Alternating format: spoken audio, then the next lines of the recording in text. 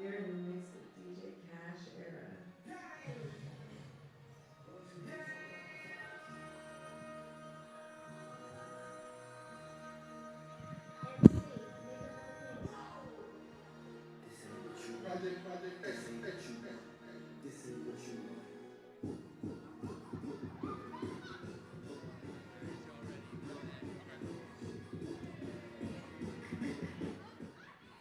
Welcome to the Team Poetry Slam Finals!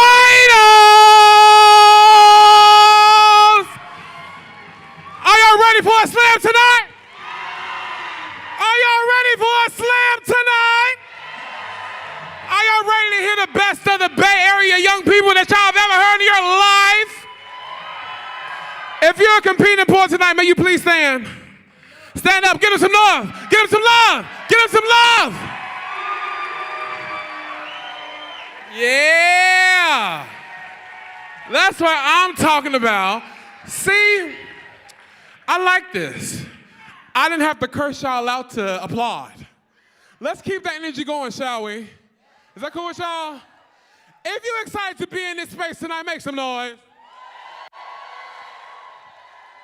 Woo! All right, all right, all right. So, before we jump into some things, I'm going to bring up my phenomenal executive director that wants to welcome y'all into the space. Please give it up for Miss Liz Suggs. Give it up, give it up. I'm going to use that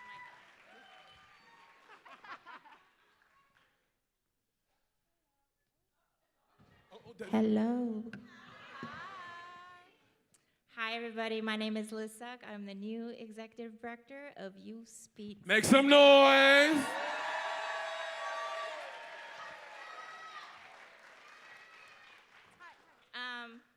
I am so very, very proud to be in this role, to be on this path that was built brick by brick over the last 30 years by every staff member, every youth, every family member, every educator, every DJ, every MC, every organization we've partnered with, every supporter.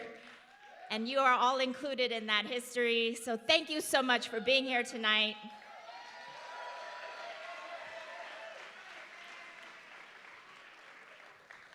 I'm not as skilled as some of our poets here that have memorized their poems tonight, so I got to read my stuff. This organization was built on every word, every stanza, every poem brought to you on this mic, on a stage, in front of literally hundreds of thousands of people over 30 years. Tonight, you're part of that history. You're part of the next generation of young storytellers. Tonight, tomorrow, and into the future, we are going to be louder than ever. I can't really see, but let's see if this is going to work. I want to see who's in the room tonight. You. Yes, you. Where's our staff? Where's the You Speak staff? Give some love to them. Where's our board members? We had a board retreat today, so give a shout out to our board members over there. If you've ever been in a team poetry slam event this year, we had 2 prelims, semis, last chance. Where's our poets? Where's our poets? If you've ever been in an after school workshop or one of our residency, I want to hear you shout. Give it up to all y'all because you are part of You Speaks and this history. Because today, now more than ever, we need to show up for each other. We're told over and over again by this administration, by the society, by the systems that hold our people down, that we need to be separated from each other, that we need to be afraid of each other. And actually, this is the moment when we need to show up for each other. Now more than ever, when the systems of lies of capitalism and white supremacy is showing its fissures, we are every day we wake up to shocking news of depravity and lack of humanity and care. Some people are shocked, and there's some of us, let's be real, all the people of the global majority, we know this. We've been prophesying this. We've been talking about this for generations, our ancestry, our lineage of oracles, and we have been resistors to colonization and imperialism, time immortal. Yes, sorry. We're not immoral people. We are immortal. Period. We are immortal. We are immortal. We have been sounding the alarm for generations. In fact, the youth of You Speaks for the last 30 years have been sounding the alarm. I remember going to my first You Speaks event, and the stories that we're hearing are the same stories because we have yet to tear down this system. But now we want to make sure that You Speaks not only has this stage to tell the stories, but for us to go off the stage, get in these streets, and tell our stories outside so that we could change the way we think, change the way our culture moves, change the way our society is, so that we can be the change for the future. So this is the moment that we need to hold each other tighter, hold each other closer, sit with the discomfort that we are living in, and show each other a little more grace, a little more compassion, and a whole lot of fucking love.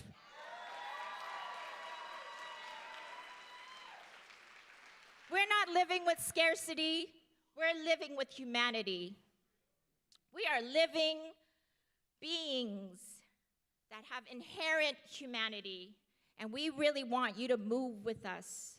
And so excited to be here with you today. I'm going to end my remarks very soon. I am a PK, if you know what that means. Who knows what that means? I'm a pastor's kid, but I don't go to church no more. But I will say that one of those things that I really love and appreciate about that space called church is that we get to practice it wherever we go. So welcome to our church. So I want you to turn to somebody right next to you, and I want you to say, I see you. I appreciate you. Thank you for showing up today. Thank you for showing up for yourself. Thank you for showing up for the youth. Thank you for showing up for You Speaks. Who's ready for some church? Are you ready to be inspired? Are you ready for some truth? Are you ready to feel your heart? Are you ready to feel alive? Let's give it up for these poets. When I say youth, you say speaks. Youth! Speak! Youth! Speak! Youth! Speak! Youth! Let's give it up to these poets tonight.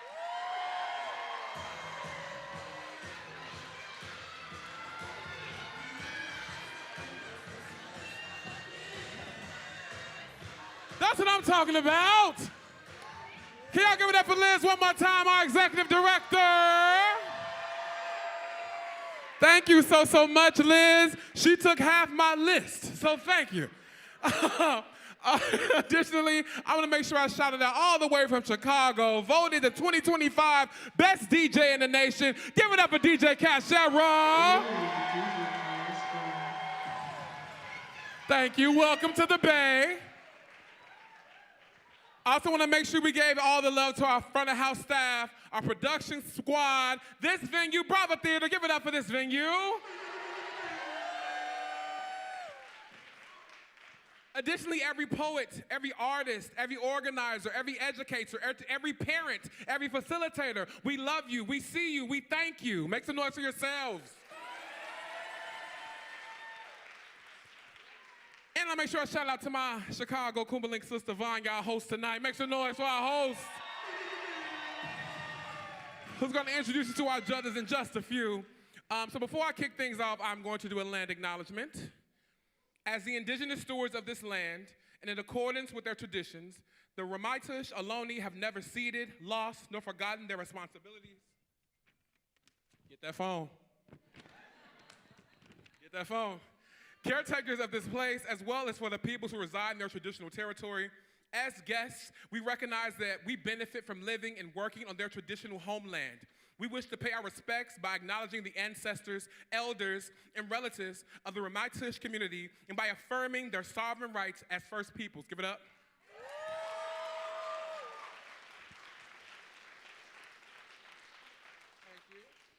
We also have a statement for Black labor. As we recognize that stolen labor is at the foundation of this nation and its vast inequitable wealth, we recognize the power, resilience, and resistance of all enslaved African people whose labor built a nation that refused to recognize them as human. We recognize that our economy continues to rely on the exploited labor of incarcerated people. We acknowledge the debt owed, but beyond acknowledgement, we mourn the lives exploited and lives lost. Beyond our mourning, we commit to fight and resist white supremacy wherever it appears. Make some noise. We ain't doing that. We ain't doing that. All right. And lastly, but not least, our statement for migrant rights. Lastly, at a time where federal powers are increasing racist and xenophobic systemic practices targeting immigrant communities, we want to emphasize the importance of protecting and supporting our community members. We affirm that this is a space whose priority is to make sure all attendees feel supported, protected, and educated on their rights. The power of sanctuary lies in community, and our community here at Youth Speaks affirms that migration is a human right.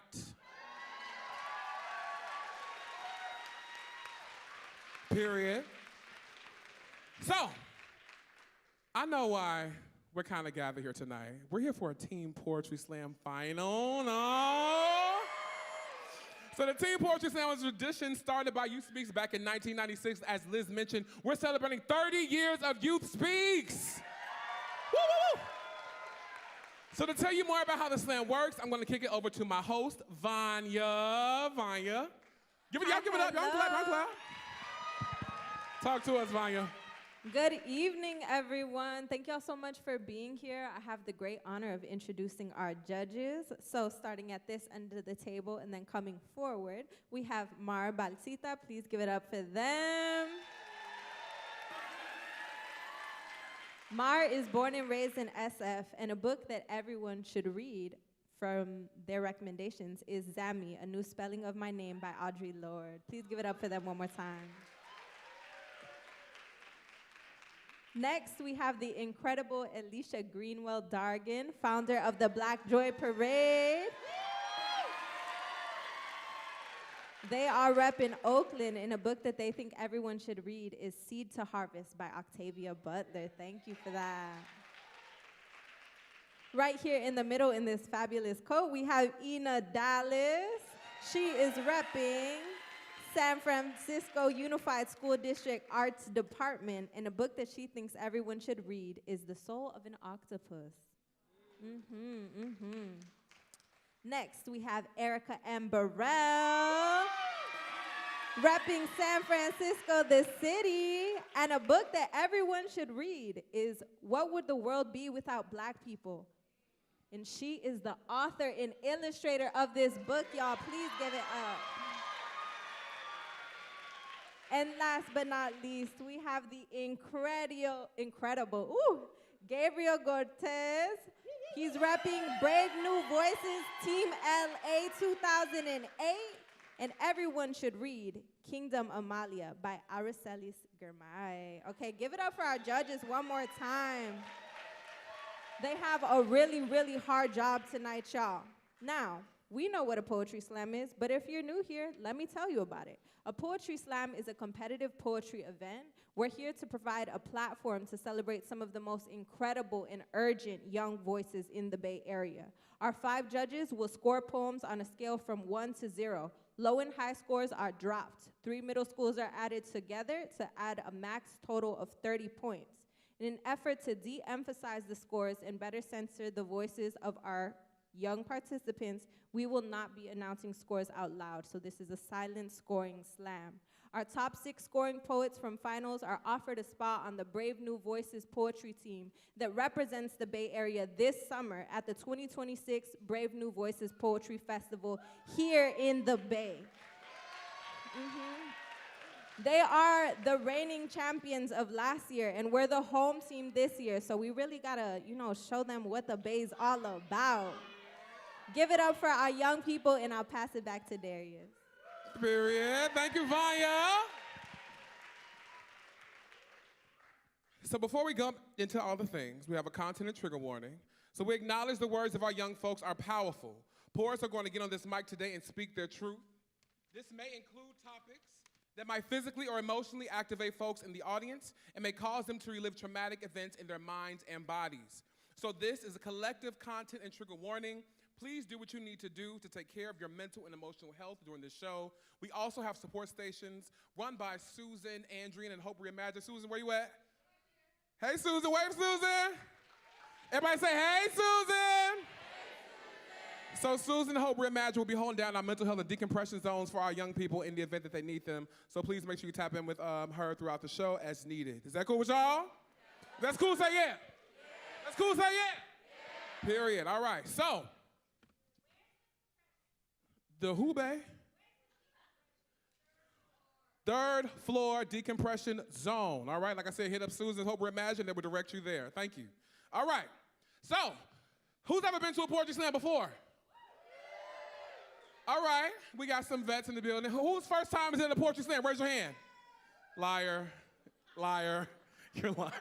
All right, so when a young person's on this stage, how do you show them love? Okay.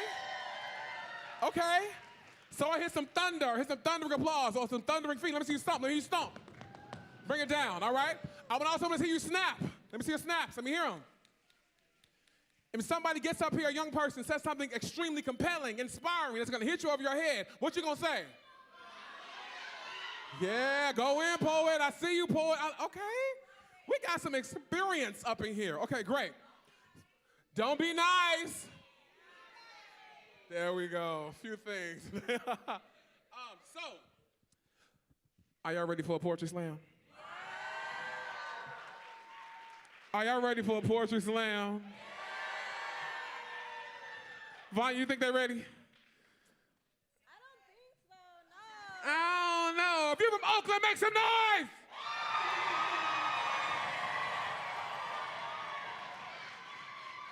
If you're from San Francisco, make some noise! San Jose, make some noise! San Leandro! Antioch! Pittsburgh! Chicago!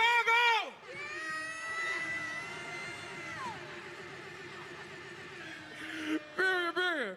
When I say speak, y'all say true. Speak. Speak. When I say speak, y'all say true. Speak. Speak. Y'all, I didn't even tell y'all my name. I was so dang excited. I am so sorry. I have the honor and privilege of serving as your MC tonight. My name is Darius.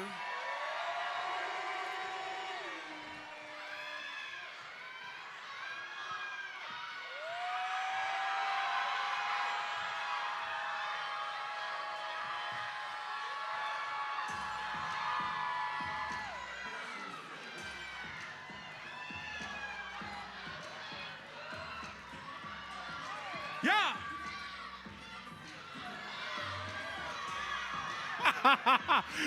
Okay, so now I think we're ready for a poetry slam. Make some noise. All right, so where my list at, y'all? There you go. So before we jump into the poetry slam, we have a calibration poem. What's a calibration poem? Anybody know? All right, so you said what, babe? Warms up the audience. So we have a poet coming to the stage so the judges can get their pens ready, have something to set their calibration, to set the tone for how they're going to judge for the rest of the night. Okay? So on deck, we have Zosha. But give it up. Give it up, give it up. But coming to the stage right now, give all of your love to our Calibration poet, Cruz.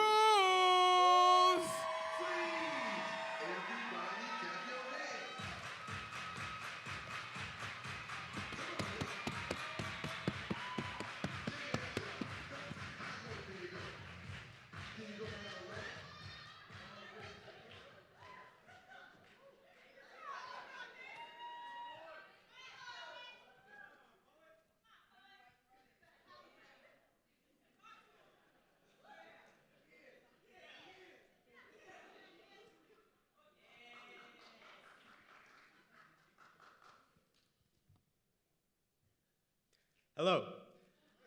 To the security camera on my neighbor's house, my name is Foster, Cruz, and I've been trying to be courteous, but the walls along my room are getting real fucking tired of containing the sounds when I play music in my house. Bass boosting at it, shake it to its blueprints, cave the roof in of the house with the fingers on piano chords, speakers blasting Channel Orange, cello ripped from a stand of scores, Kendrick, damn, Jay-Z 444, I'm a Taylor, creator, chromacopia, I got cornucopias on an aux cord, let me offload it for you. Off-roading in our 4x4 Ford, lost scrolling through my playlist, don't play with me, I promise, shit, I'm crazy, go ask them walls I talk to. They're real tired of all this trapping the sound of music in my house. Von Trapp, they're 16 going 17 for reports of nuisance on my house. Neighbor, I know you've gotten used to this boo rattly type of silence. It's evening, bleeding out of afternoon. Dear security camera and racist ass neighbor behind it, come stroll with me. Walk with me, stranger, shit, I'm just Cruz Foster, your calibrator. Acid flavored, pomegranate juice, booze topper, loopy, cocky youth rooftop, and no parachute, just undeveloped, smooth noggin, friendly. Friendly neighborhood. Friendly neighborhood, smooth talking, block looping youth prophet, up from sunset to dawn, and temper shorter than Seuss's Whoville, some rude hobbits, catch me out, tunes in, loose walking, no tripping off and move high. You are being recorded. This is the shit I put up with when I'm walking around trying to write. There are about 10 of these bitch-ass cameras within a block of me. Shit, one of them damn neighbors skip diplomacy, no word, just a tone of screeching-ass death. You walk past his house and it's E-flat, A major, half tones. Kindergarten violinist, I'm gonna start ripping off security cameras, livid, schizophrenic ramblings at gentrified plaster, past sanity, pass me a canister, pass me a canister, shit. Let me shatter these cameras. Hi, you are being recorded. For me, please, neighbor, a glass of give a fuck, dear scared ass neighbor. I wish you understood that I was never gonna rob you. Please understand if your stupid noises make me want to a little bit, but we were never gonna rob you. Even if you doubt it, shit, my least favorite sound has become high. You are being recorded. And now, underscoring my animosity for you, hopping your poor ass chain link fence and dropping that camera off your wall might make me feel better. Or at least my ears better, but I don't think that really fixes anything. And so, to the security camera on my neighbor's house, hello. My name is Foster, Cruz, and the walls along my room are getting real tired of containing these sounds when I play music in my house, so I've started opening my windows for you. I've heard some of y'all white folk really like this classical shit, and I promise there's a Tyler song for everybody. Come walk with me. We won't even take offense if you leave your valuables at home. Come walk with us. I think deep down you'd enjoy a lot of these sounds you shut yourself out to. Shit, pop out to a slam with me. Go slam with me. Slow jams with me. Break bread and hold hands with me. Cause, ooh, you live in Richmond. You're too poor to be racist. Too integrated to clutch a purse. You gon' get arthritis. Get with your environment. Clan members have learned to call us friends before, so I'll be damned if yo ass can't shit. Nobody likes living on this street, believe me. I know you'd leave me if you could. You can't though. So, I hope you understand when every single hinge in my house is blown open to you. When I spin supernova out of vocal cords and open sores, open sonic warfare, I hope you're getting what you've been hoping for. I'll pour torrents out. I think if you let the music of our livelihood wash over you, you'd enjoy it a lot more than closing doors. So, to the security camera on my neighbor's house, to that window gazing woman and your poor ass racist spouse, hi. I just hope you can get to knowing us, and shit, at this point, I hope that you're recording us. Thank you. Y'all give it up for our Calibration poet, Cruz!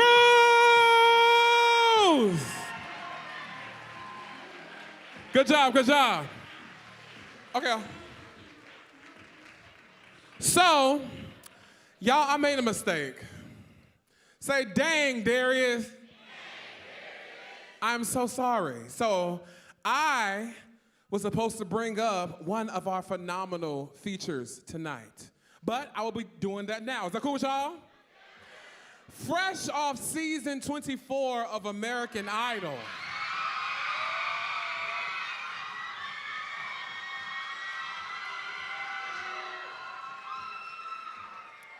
Fresh from season 24 of American Idol. Keep giving all that love. Make some noise, make some noise. Give all that love to Abayomi the singer.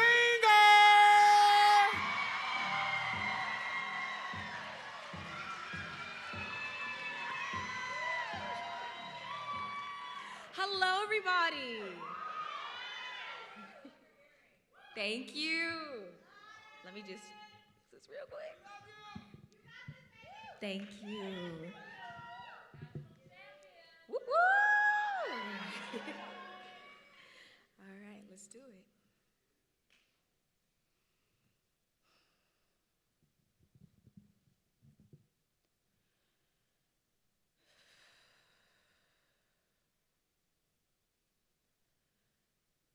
Birds flying high, you know how I feel. Sun in the sky, you know how I feel. Breeze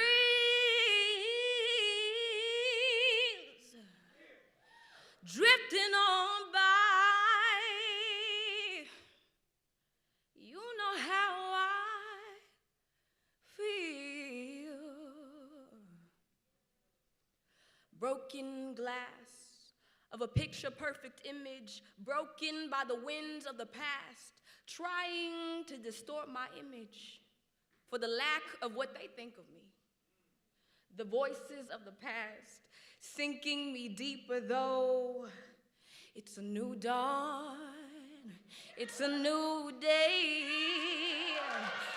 it's a new life for me.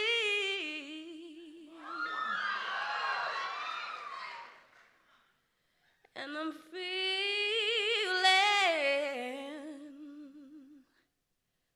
good. Why am I still broken down like the cells in my melanin trying to create within a nation that is divided by me? Just to be free is a price that puts me in the position to be slaughtered, but all I seek is peace. Fish in the sea, you know how I feel. River running free, you know how I feel. I was told to keep my feelings silent, for society does not see me for my emotions, but an angry black. But yet, I am not a woman, a young lady seeking solace in the same winds as blossom on a tree. You know how I feel. It's a new dawn, it's a new day, it's a new life for me. And I'm feeling good.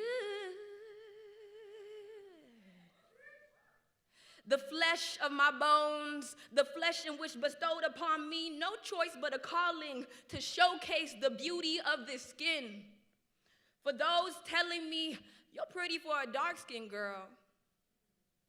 A backhanded compliment from those who don't understand my royalty. Dragonfly out in the sun. You know what I mean, don't you know? Butterflies all having fun. You know what I mean. Oh, sleep in peace when day's done. That's what I mean. And this old world is a new world. And the bold world, yeah.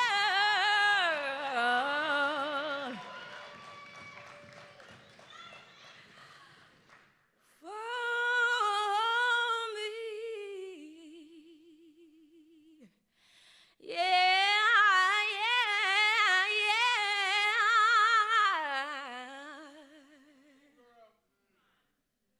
A new world in which I am a part of, destined to be here for those who seek to discourage me. Take a seat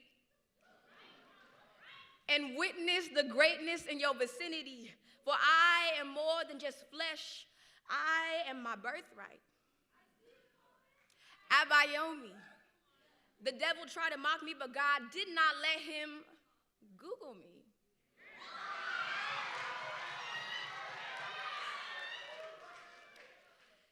Stars, when you shine, you know how I feel. Scent of pine, you know how I feel. Oh, freedom is mine, and I know how I feel. It's a new dawn. It's a new day.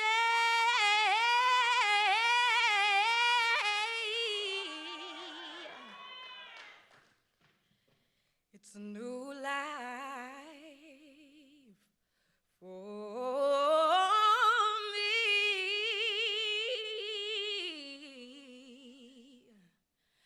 And I'm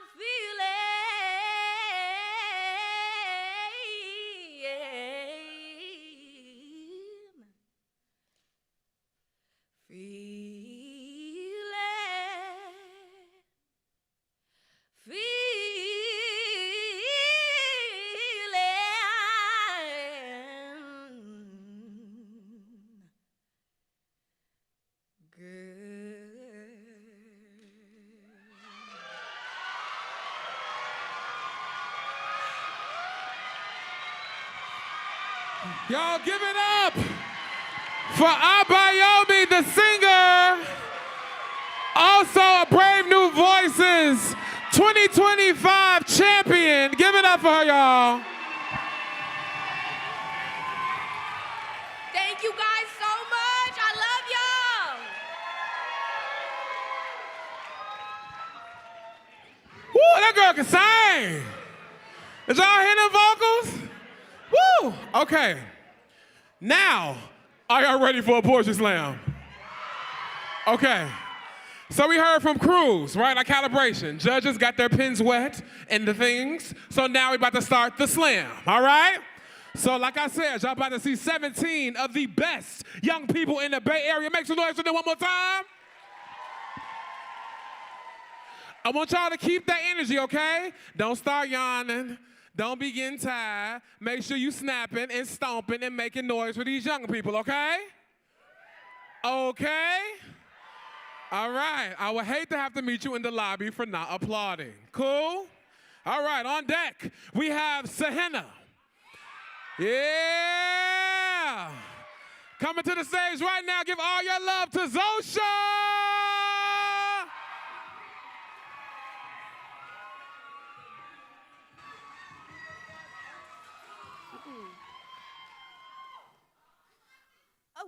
Okay, me? Okay, I guess I want to be tall. Leg, tall, not neck, tall or torso tall. I want to be long, leg long, face long, right? I want to be concise. I want to be concise at the cost of anything, even my bones. I want to be seductive while fully clothed. I could starve and pinch back and bring in and hem, but I want to eat so many almond products that I can serve as one of those bomb-sniffing canines, but for people with almond allergies. And I want to write from either side of my holstered hips in a way that is precise and considerably slick. I want to be thick-boned, full-faced at 80. I want to walk belly forward like a foot-flopping 3-year-old. Got that padding for my throat when I jump my jaw to say, I want to write. I want to write my toenails to be surgically prevented from growing into my flesh, made to look all mangled like my father's. I want to eat so many mango-flavored products that my skin turns perfect mango yellow, rejecting any jaundice allegations out of very sound mango-breathed logic. I want to be approached for romantic purposes on a New York City street and refused with a flat face-facing palm and a low-hung head shake. I want to vote casually and roll my eyes across the ballot box in a way that says, what are you gonna do, shruggingly? I want to stuff my virginity into an envelope that hides behind an ornate and poorly balanced wooden frame showcasing stamps of the supposedly dead queen, whom I am secretly patriotic towards. I want to vocally dispute all supposed deaths of every celebrity whose death has supposedly occurred until a CIA agent head nods me in the direction of the disguised hotel where these supposedly dead celebrities are very much alive and keeping one another company. So I want to itch without ever breaking skin. I want to squint smile at waiters when they serve me penne al salvatore as I stare ominously through a newspaper-covered window at the boy who rejected me 16 years prior, who inconveniently opted to dine outdoors.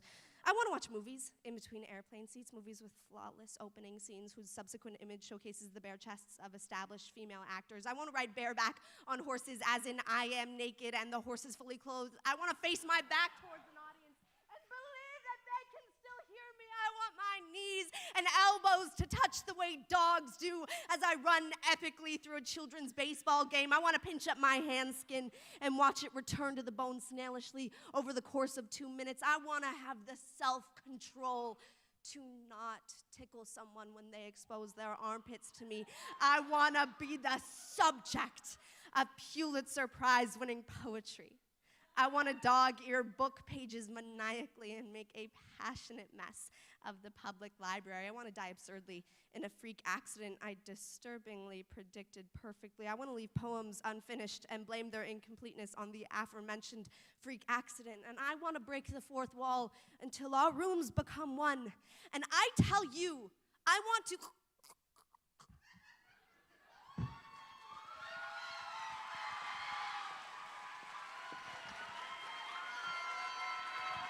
Give it up for Zosha!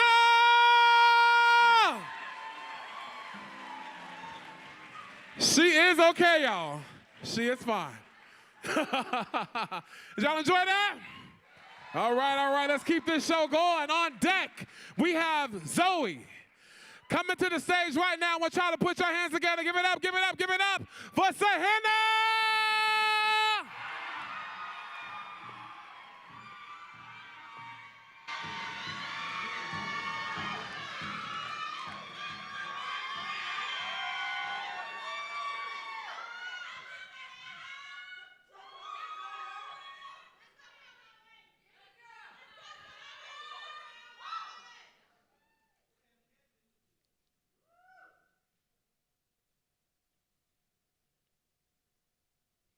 I am afraid of any form of transportation that does not lead with its wheels.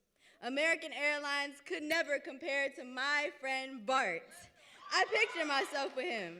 Imagine I am in the back of a moving vehicle, seats a color palette of Skittles dropped in marijuana. I spend my 33-minute route to San Francisco's Mission District, embracing popped ears and parking lot views in the back of my train, fully confident in my obnoxious teenagehood, when there's no one across the aisle. I lay my legs to the seat to the left of me because I show my age. There is something inspirational about 70 miles per hour across a region I thought I'd explore to completion, and seeing a brand new tag on the back fence of an abandoned parking lot. The bay is my siren. It pulls me in towards murky waters of Lake Merritt and tells me I am in a spring. How can I leave the bay when every good idea I've come up with was made on BART? I jot down one-liners whispered to me amongst my train stopping at 19th Street. Poems you could never understand. You will never understand the Bay if your blood has not bonded with it. If your roots aren't intertwined with those of Oakland's tree, you may not be from the Bay, but you could be adopted by it. See, we are intergenerational orphans taken in by 57 buses and double-doubles, and in turn, we respect the laws of the land. We drive forward when the light flashes yellow because our ancestors were never ones to slow down. We say thank you when we exit AC Transit buses, even if it was the worst ride of our lives, because you wouldn't want to be a bus driver in the Bay either. We go on and on. Can't understand how we last so long. We are the protectors of a misrepresented region. Bart is my protector. He picks me up at almost any type of night because he knows I'm broker than a joker, and that $15 Uber is $14 above my price range. Bart is misrepresented. People who claim they're from the Bay but haven't gone further east into Oakland than Los Pericos and can't even imagine what the streets of the hundreds look like try to tell me, oh, honey, Bart is dirty. Bart's dangerous. My son's 16 and he hasn't rode on Bart once. Well, first of all, fuck you. Do you think that your son is better than me because I've been riding Bart since the 6th grade? I'm sorry that my mother of 4 and nurse to 400,000 of Oakland does not have time to be my chauffeur. Second of all, fuck you. Bart is not dirty nor dangerous. He is my second uncle, twice removed on my city side. He is just eccentric. Third of all, do not call him Bart. That is a term of endearment. You shall refer to him as Bay Area Rapid Transportation System and give him the respect he does not ask of you. Besides, Bart was not made for people like you. He was made for people like me who were raised by their cities. I was raised by the automatic announcer waking me up from my nap saying, now boarding at San Leandro Station. I was raised by being taught to sit next to anyone black, anyone female, anyone young. Maybe if you weren't such a bigot, you wouldn't be so afraid. Maybe if you could balance the streets with your schooling, you'd be wiser. See, Bart has taught me more than my classes. He's taught me discernment, how to hop fair gates because Bart is for the people. See, he shows up late and he shows up loud, but he shows up for me always, and that just might be the most Bay Area thing about him. Give it up for Sahenda! Yeah. Said, don't play with Bart. Call him by his first name. Let's keep this thing rolling. On deck, we have Mari. Coming to the stage right now. I want y'all to give all that love to Zoe.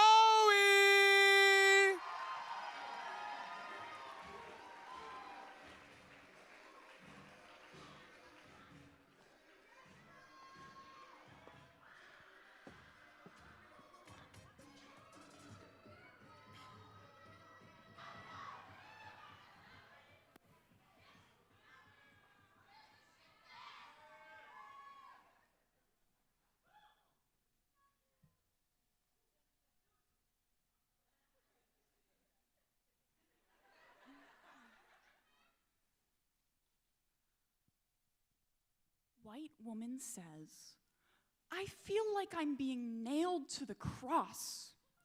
Portrait of my actual neighbor as the white woman, saint of holding it all together. Oh, white woman, scheduler of board meetings, writer of passive-aggressive laundry room notes, caller of the locksmith and the building manager and the police. Oh, host of litter and landscaping and lobby redecoration, Mother Mary of the lengthy Zoom meeting and the email chain. Here stands the only woman in the world to achieve moral purity through the intensity of her micromanaging. Oh, white woman, how dare they confront you?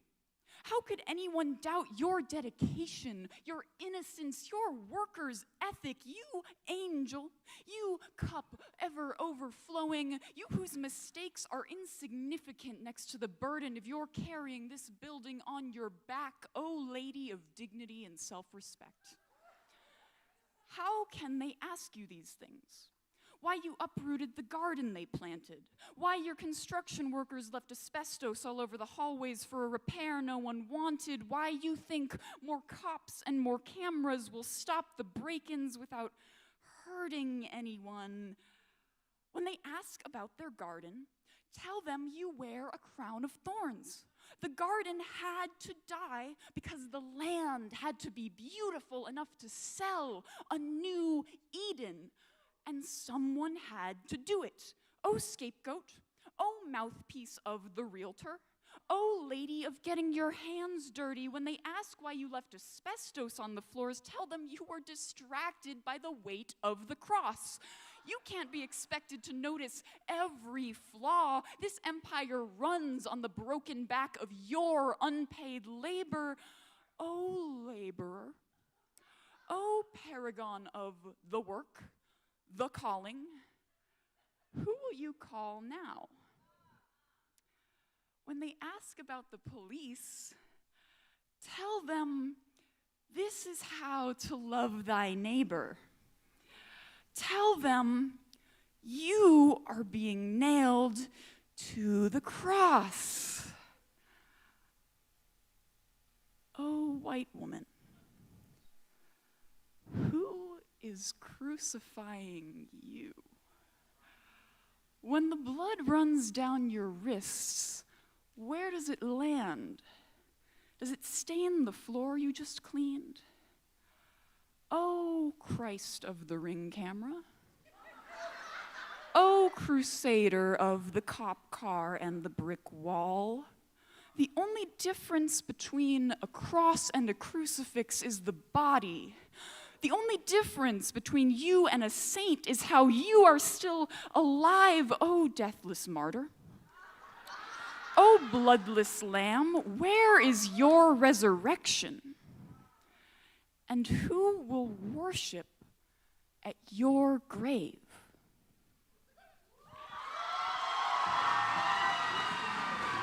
Woo! Give it up for Zoe! Another one of our defending champs. Whoa! The difference between a cross and a crucifix is the body. Do y'all hear the pen? Woo, all right. On deck, we have Tay-Tay. Coming to the stage right now. Give all that love to Maury.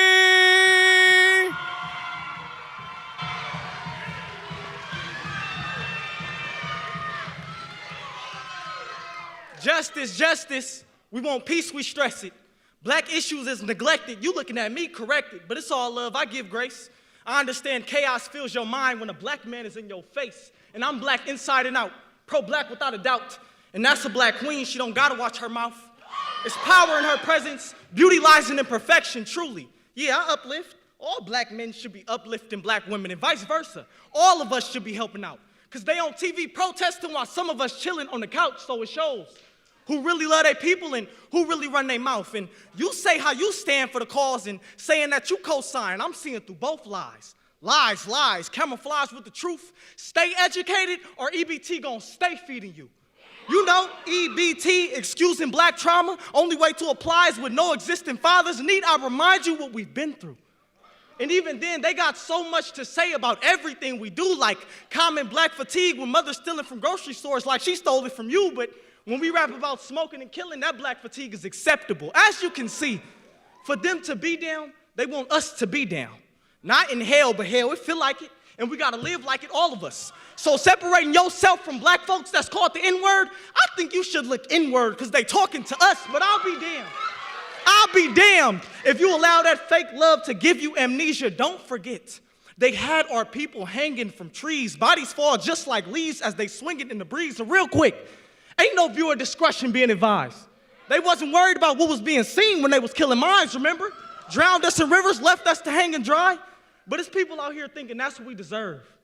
Then that's what you believe because of what they told you, knowing that ain't what you think. But we forget, I'll admit, it slipped our minds because I guess now they like our kind. No, we forgive.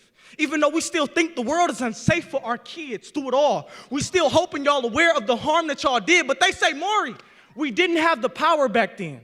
Yeah, we ain't used to, but all the power that we have now from educational YouTube, because Malcolm X made a change by any means necessary. So I'm trying to see what you do. Because y'all the same color you forgot or just got used to being treated wrong. And I'm not mad. I'm not going to leave here mean mugging. I just hate the feeling of not standing for nothing, because any black man that's racially profiled is like my cousin. And any black man that feel like he alone, just know we coming. And any black woman struggling, jobs don't give her nothing. A black man that left his family. I said a black man that left his family. Your son hate what his mama becoming. And if you ain't there, he gonna follow after something. And streets too cold for the kids. Bullets just going through the wind. Kids dying over nothing. Now I'm mad. There's no justice. Peace, peace, we stress it. The world feeling unsafe. What do we want? Black culture to be embraced. What do we want? Black culture to be respected. We protest, but it seems like they don't get it. They ask, what do we want? Well, more change that's unexpected. What do we want? Black families reconnected.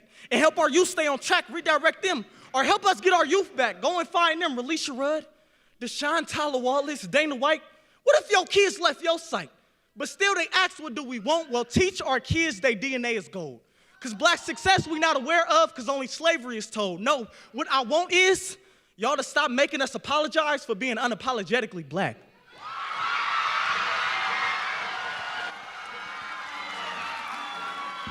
Y'all give it up for Mari! What? What? Let that ride. We gonna be all right. We gonna be all right. Let me hear you say we gonna be all right. Let me hear you say we gonna be all right. We gonna be all right. Make some noise one more time for the poets. Woo! Hey, judges. Woo! Child. Y'all got y'all work cut out for y'all. Good luck. Y'all, they just here to do their jobs, y'all. Don't be too mean to them. Give them some love, okay? It's okay, judges. Y'all, sway them damn judges, okay? If y'all don't like the poem, let them know you like the poem. Cheer for the poem, snap for the poem, do all that, okay? Period. All right, on deck, we have Sophie. Make some noise. Coming to the stage right now, I want y'all to give all that love to Tay-Tay.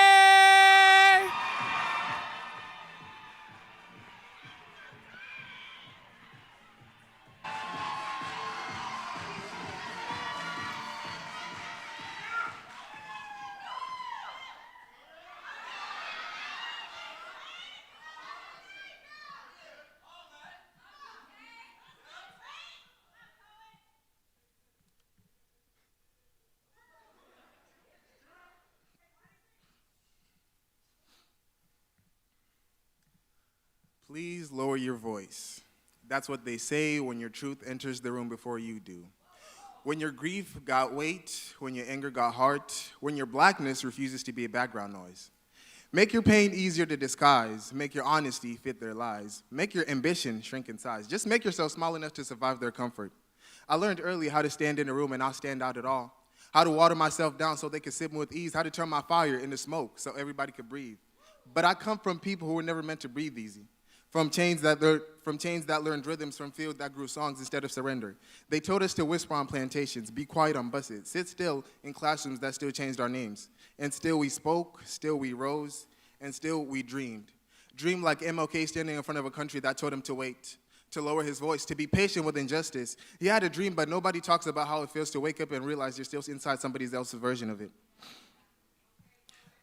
The American dream, said to look like success with unspoken restrictions, like opportunity with conditions, like you can make it through polished conditions. So I learned how to fold myself into acceptable, how to package my rage into perfect grammar, how to smile through disrespect so nobody calls me difficult. At school, confidence looked like arrogance on me, and honesty looked like attitude. So to carry so much and still feel like I have to whisper my truth just to be tolerated. But what if I'm loud because history lives in me? What if my voice sounds like this because I'm tired of bleeding politely? What they say lower your voice, what they really mean is lower your standards, lower your self-respect, lower yourself until you finally fit inside their comfort zone. Please lower your voice. At school, it's obey or jail. At at government, it's a barrier to hell. In religion, it's a barrier to hell. So I'm done shrinking. I'm done dimming my light just to fit their fear. I'm done being half of myself just to be easier to hear. Next time they tell me to lower my voice, I will raise it. I will raise it for every ancestor who had to swallow theirs. I will raise it for my righteous anger, because anger is what happens when dignity gets cornered. I will raise it for my blackness, because I come from people who made music out of mourning and still sang songs of freedom anyway. I will raise it for my truth, even when it shakes the room, because this isn't noise. This is pressure release. This is what happens when silence no longer brings peace. This is not me being too much. This is me refusing to be less. Peace.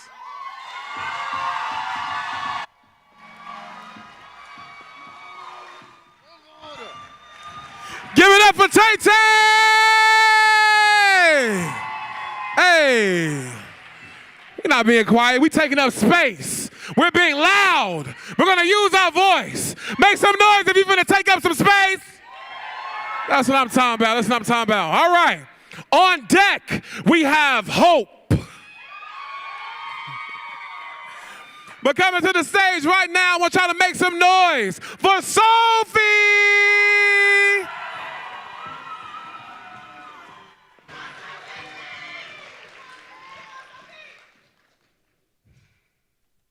When we are bored, a girl's best friend is her first doll. The epitome of beauty, rosy cheeks, pale skin, and eyes and a mouth closed shut. Wait, that's just an Asian woman. Because did you know that in Asia, women like me, born with caramel-colored skin, would apply mercury to make it whiter, lighter, like a porcelain doll? Did you know that in America, we have Barbies with big boobs, slender bodies, and she can be anything? So I ask myself, why is it that women in Asia chase the doll that was never meant to look like them?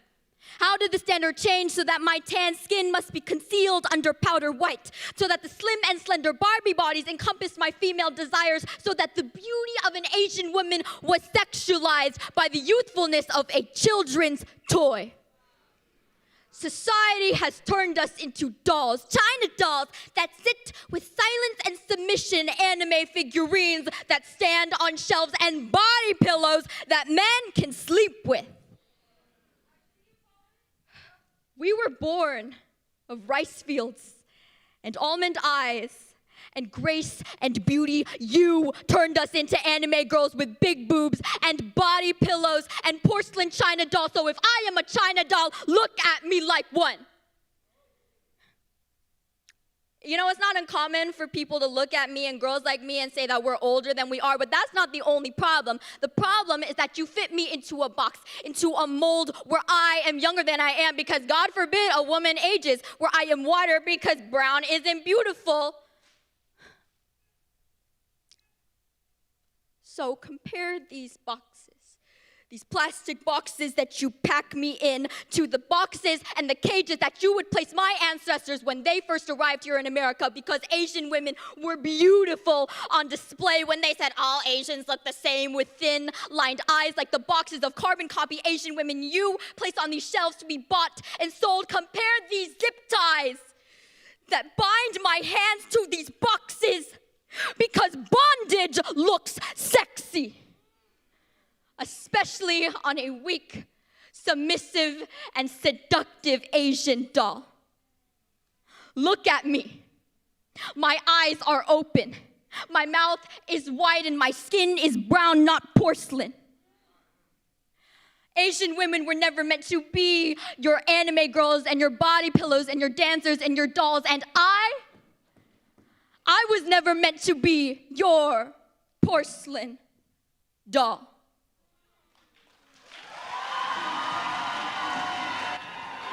Good job, man. Good job, good job. Yo, give it up for Sophie!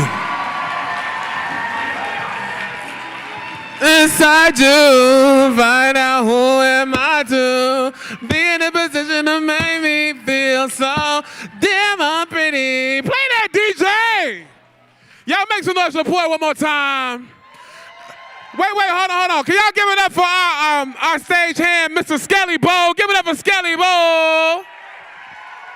Period, shout out, thank you. On deck, we have Gigi. Coming to the stage, I want y'all to make some noise for Hope.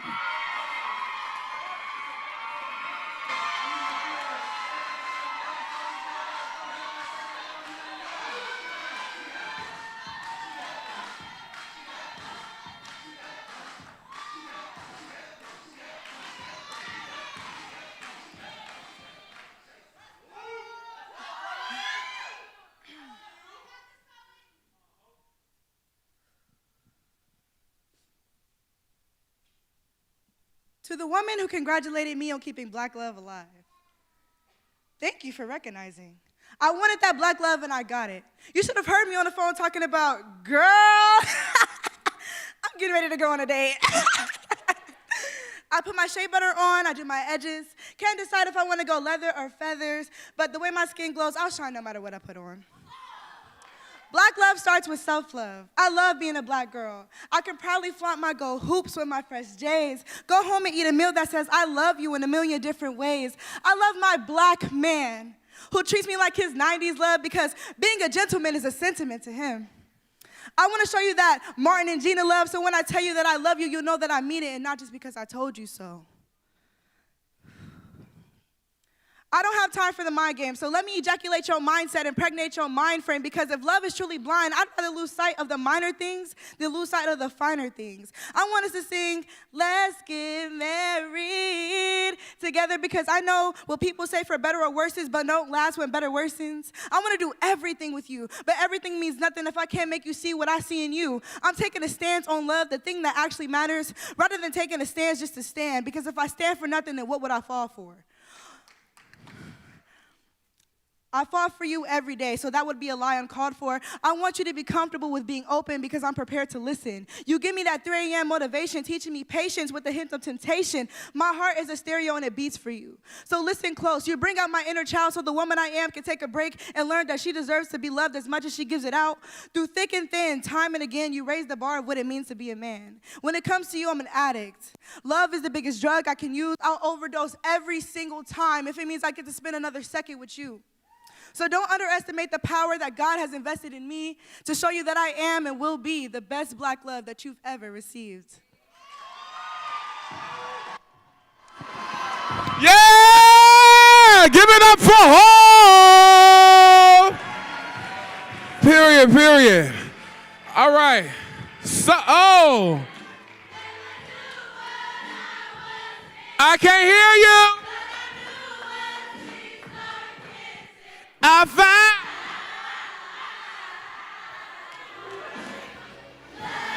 louder, never. I can't hear you.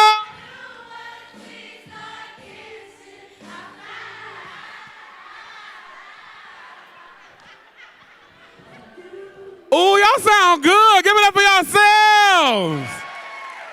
Y'all sounded good. Don't be scared. Why you scared?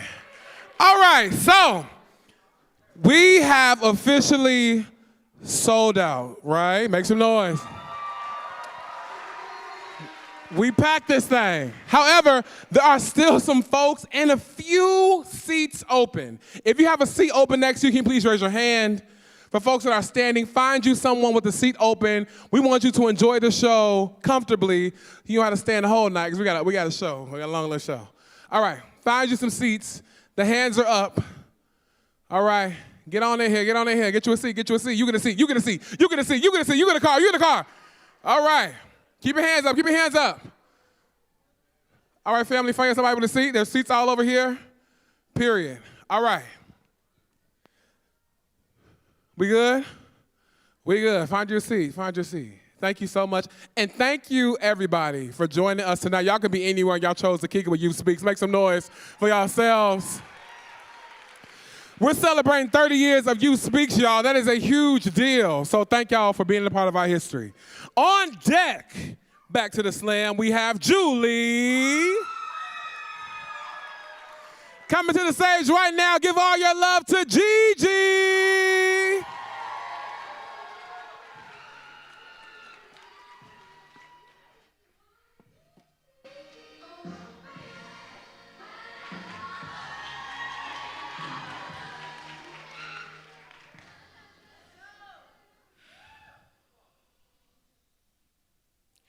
I sit down in the salon chair and I stare at my roots peeking out. I'm due for another round of bleach. I've found comfort in this ritual, bleaching and coloring, removing any sight of my natural hair. How do I explain to someone that I haven't seen my natural hair in 9 years? I've been pink, purple, and blue, but never natural. How do I explain to someone that's never made their hair a rainbow canvas of self-expression, never snapped their wrist, wielding their tin brush, or snapped their fingers for the queer poet? How do I explain to someone that going back to natural doesn't mean I can just reroot myself to my scalp and undo all the bleach, the gloss on my hair, her gloss on my hair? I mean, we're just talking about hair here. Once you've dyed your hair, you can never go back. Can't undo the colors that have dyed my roots and stained my ends. How do I explain to someone that I haven't seen my natural color since I was 12? I've been pink, purple, and blue. Blue, the only acceptable hue. Blue boys. When I'm holding Blue's hand, I have no fear that I'll be screamed at from across this train. Come on, girls, give us a show. As they type pink on pink in their search bar. Dating Blue would never be just a phase.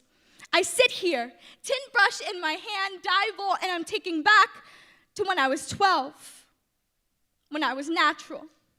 No matter how much I cut, I color, I bleach, the last day my natural color I had will forever be stained on my hands. Like the Republican red dye striking down a bill that would ban conversion therapy. The orange dye that won't shut the fuck up about my trans brothers and sisters being pedophiles. The orange dye that erases every hue of my rainbow. Because in his salon, mirrors reflect presidents instead of predators.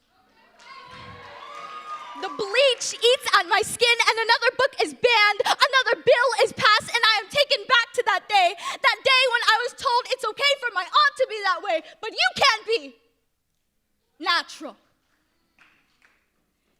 But how do I tell someone that I've never chosen to be this way? When coloring my hair was the only way I was allowed to be myself.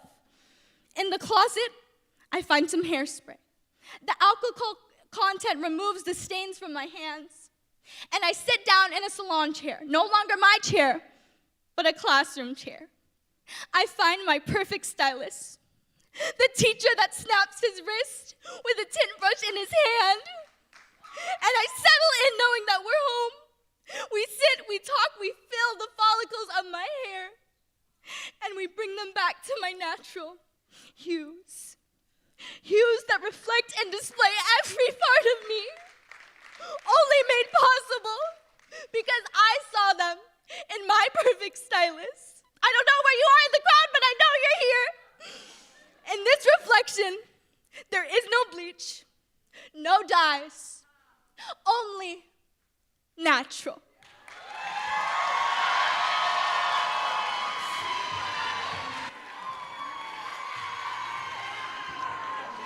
Y'all give it up for Gigi! Good job, man. Good job, good job. Give him that love, give love, give love, give love. If you want to stay up to date on everything Youth Speaks, follow us on all socials. Instagram, TikTok, Snapchat, Christian Mingle. We're on every platform. Please follow Youth Speaks to stay up to date with all of our poets. And join us on YouTube tomorrow. We will see this live stream for y'all tomorrow morning. Cool? Are you following us? I don't even see some of y'all taking your phones out. All right? Follow us now. All right. On deck, we have Isaiah. Oh. Isaiah brought the house. Okay, okay. Keep all that love going for the poet hitting the mic right now. Give all that love to Julie.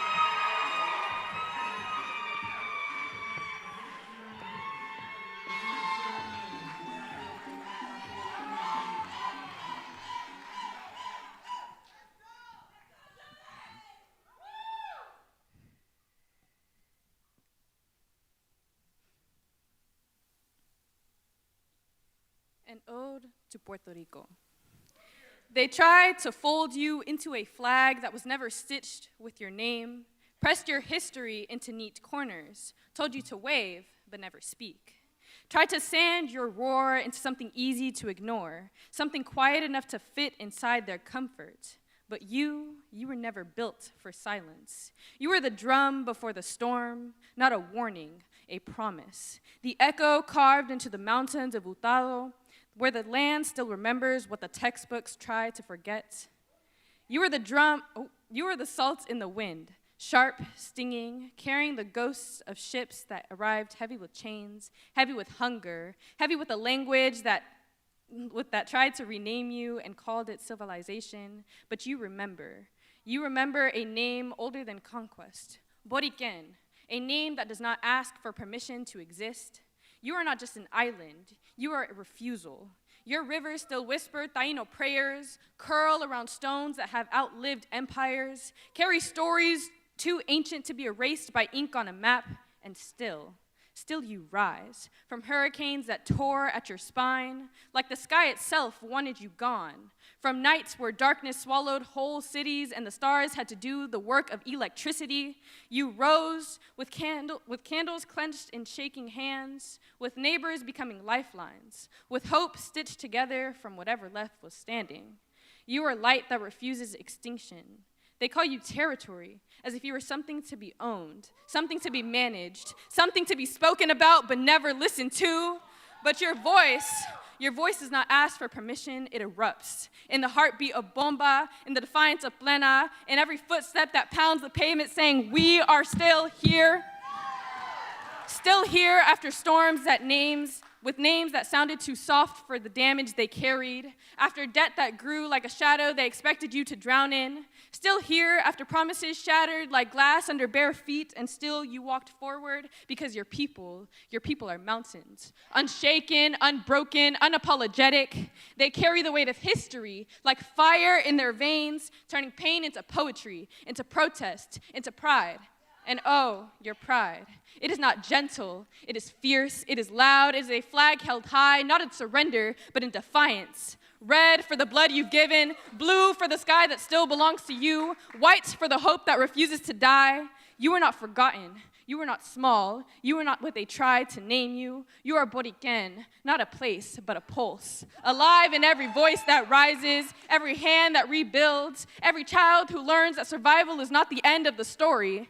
And when the world finally listens, not politely, not halfway, but really listens, it will hear you. It will hear what you've been saying through storm, through silence, through centuries. We are more than survival. We are strength. We are history. We are still here. We are still here. I said we are still here. Good job. Give it up for Julie.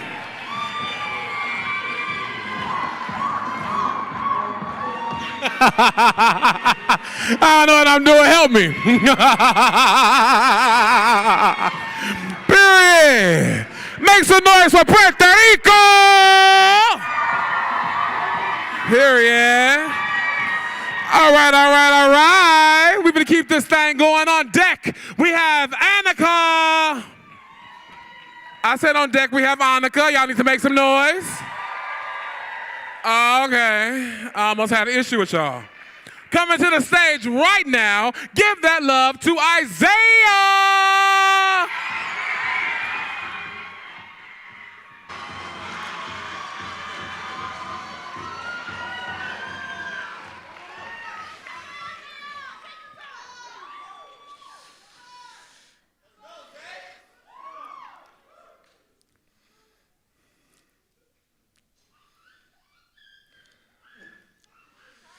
To all the white boys who say the N-word.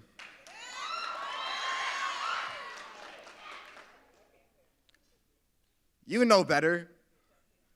I can see it in your unsent messages, clammy fingers, disintegrating thoughts. I can hear it in your laugh. You always laugh downwards, like you don't want anyone to see you. Like you fucking know better. Like you aren't willing to lose friends over this. Why are you willing to lose friends over this? Why are you eager to dive mouth first into America? Acting like this has never killed anyone. Acting like our families have never killed anyone. We are born of death. There is death everywhere. There are bodies beneath our houses. There is genocide on our tongues. And you are laughing. And your friends are laughing. And do I have to tell you again that you know better? I've talked to you. You've said, I agree. Said, I know it's bad. Said, you know me. Said, you know I'm not like that. And it's true. I've met your parents. They would be ashamed. They would be terrified that they don't know you. You would tell them, I'm not like that, and you would have no proof because you've reduced yourself to skin. I look at you and see the headlines you ignore.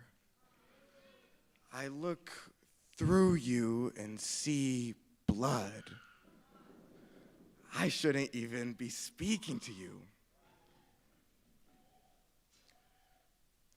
To all the white boys in the group chats with the white boys who say the N-word, I hope you weren't clapping because you are no better.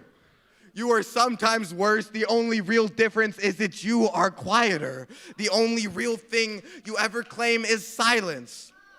You are dried blood at best, and I know because I've been you.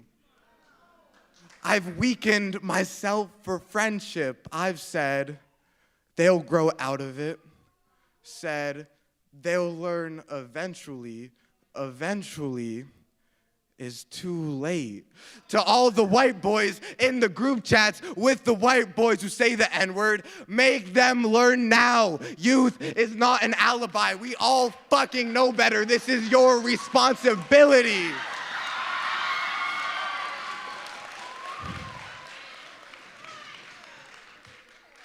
You could make everybody in this room proud of you.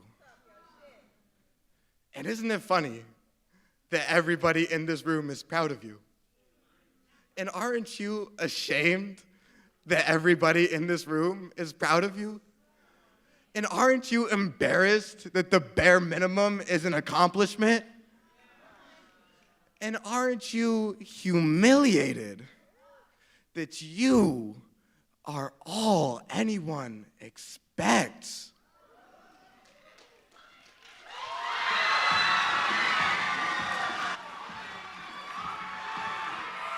Yo, make some noise for Isaiah! Literally, Isaiah said, I'm gonna make me lose my mind up here. Period. Are y'all enjoying the Team Poetry Slam Finals? Okay, I'm gonna ask you one more time. Cut the music, Cash. Cut the music, Cash. Cut the cameras. Cut the cameras and lock the door. Now, this is what we're gonna do, audience. When I ask y'all a question, I wanna see y'all. When I ask y'all a question about these young people, I need y'all to give me energy back, okay? And even if you don't want to give it to me, make sure you give it to them. So I'm going to ask you again, are you enjoying Team Poetry Slam Finals?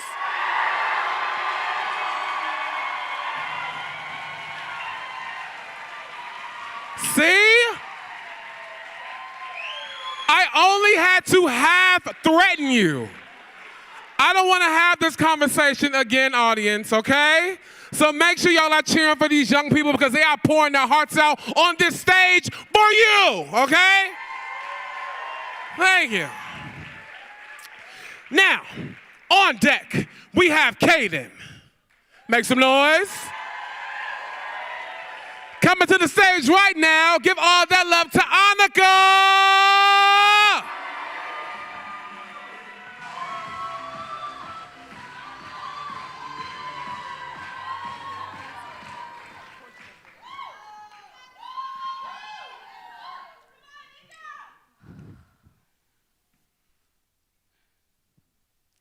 I was named after Shera Valimata, goddess of bravery, rider of the tiger.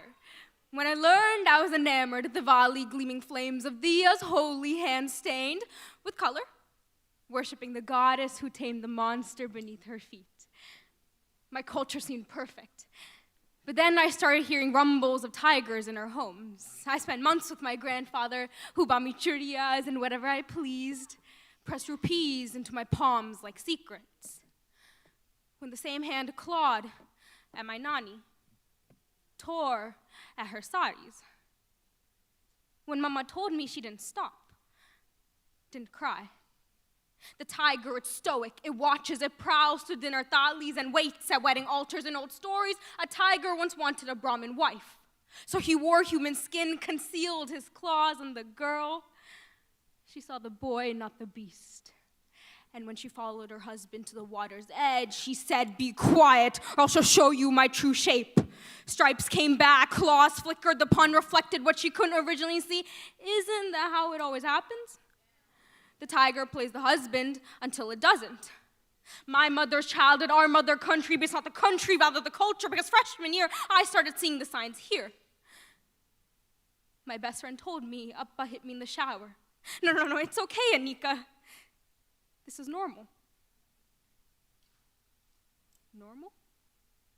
Like Mama said, like Nani lived, like my culture embraces, because in our stories, Nari Dharam teaches Sita silence. It's not devotion if it isn't self-destruction. Be the good wife.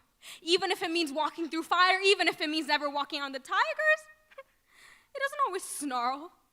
Sometimes it purrs, sometimes it buys you gold churias, disguised shackles that burn your wrist. She learned that the hard way. Uma did too. The tiger is rooted deep in my culture. Its roars during the silent oppression my sisters bathe in. We pray to our goddess, they pray at her skin, but still, we teach our girls to bend. Back breaking, bone snapping, burning pains, wielded into a mold of a churia that binds our wrists in chains. We tell them, be patient, be quiet, be still. But when the tiger doesn't wait for the altar and drags you onto the street, they stand still. A 16-year-old gang raped on a Delhi bus, burning, broken, bruised people passed by and watched that this wasn't someone's daughter, someone's sister, a girl just on her way home, and the tigers not encaged, they continue stalking in the jungle, and she's forced to camouflage even in death. The flames of her fear drum with the roar of the tiger, because here, shame stains the burned woman, but their kills are awards, painted stripes. The tiger, it doesn't need to hunt, it knows we just stand still. But not anymore. So my daughter, she won't worship this silence. She won't carry this legacy in her blood. She'll be claw, fang, wildfire. She'll turn those tiger stripes into scars, because the tiger keeps winning as we keep feeding its silence. And I was named after the goddess of courage. Come at me now.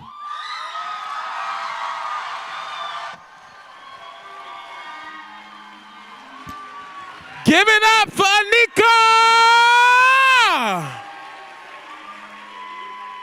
What? Woo! Vanya, we got us a slam. We got us a slam. Whoa! Woo, all right. Whew. Can we all take a collective breath on the count of 3? 1, 2, 3, inhale. Exhale. Give it up one more time for the poet, Anika, one of our 2025 BMV defending champions. All right, on deck, we have Alana. Coming to the stage right now, give it up for Kaden.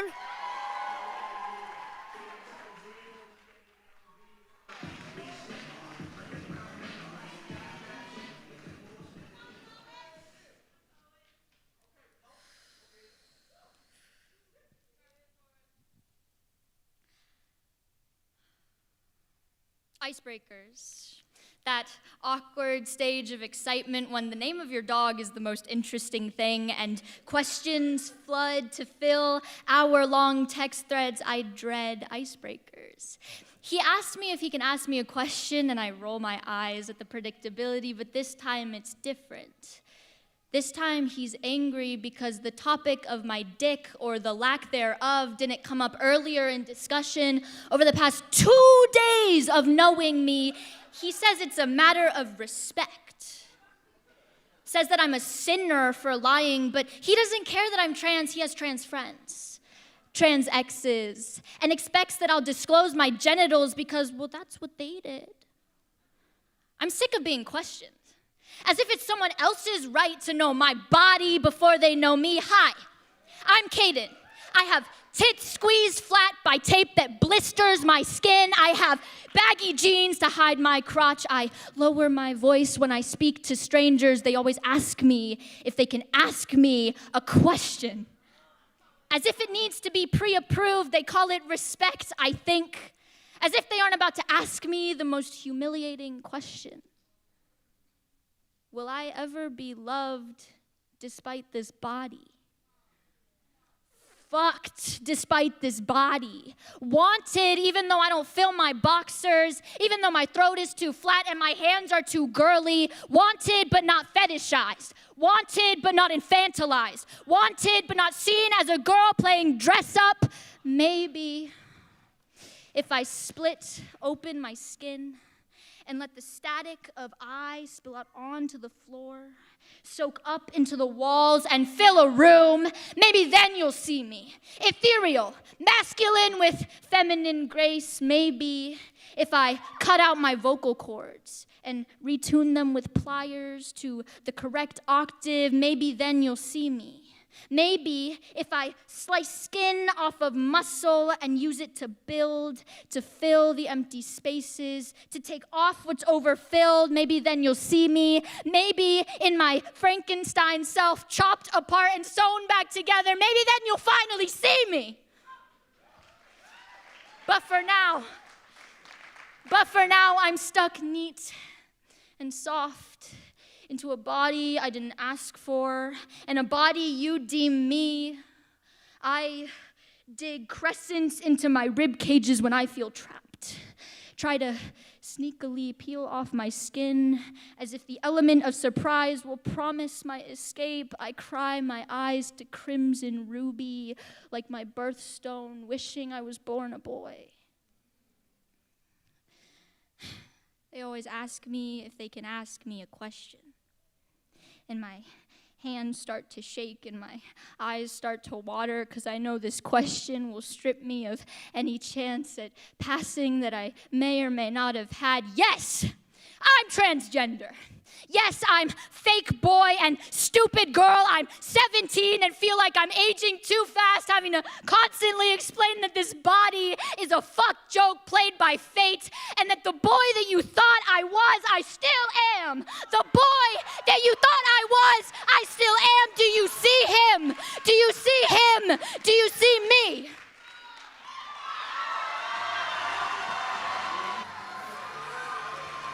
Give it up for the poet! Kaden, one more time! Whoa! Let me hear you say, I see you, poet! I love you, poet! I'ma hold you, poet! Make some noise one more time!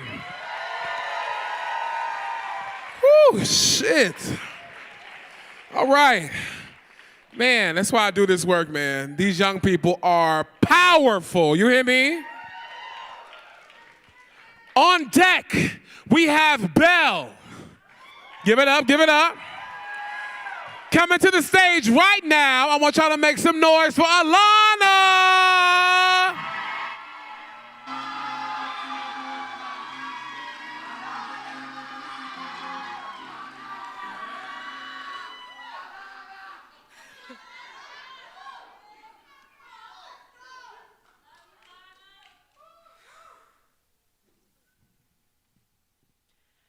I hate black people that think they're one of them. And by one of them, I mean white, you know, our Clarence Thomases, our Ben Carsons, our country's favorite coons. And if I'd personally met them, I'd ask them a couple questions, like, what do you gain acting ashamed of me? Acting like you don't know me, acting like we aren't one and the same. What do you gain pushing me out of doors we both worked so hard to get into? Do you seriously enjoy being the only black person in the room? Does it validate you to hear white men chuckle? Do you get off calling me ghetto? Does it make you feel better about your stuck-up attitude? Is it fun when you steal my accent for a momentary laugh? Do your curls scream for help when you wash out that silk press after being forced into a straightened state because they told you your natural hair was a mess? Doesn't it hurt when you feel like you're one of them and they still never include you?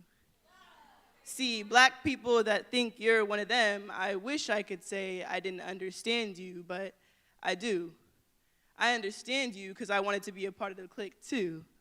I just wanted to fit in and be accepted, and white validation was the only thing I was chasing.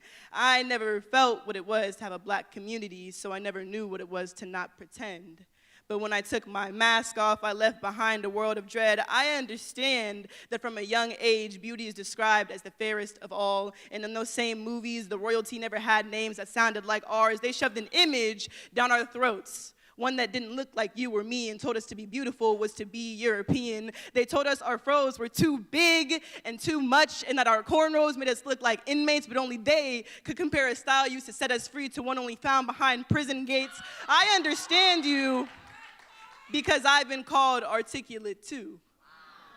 I've been looked at with low expectations set behind the eyes. I've been through school systems where they see my race as a category easily criminalized. I've seen faces full of shock when I answer a question in class because they don't expect me to have the answers.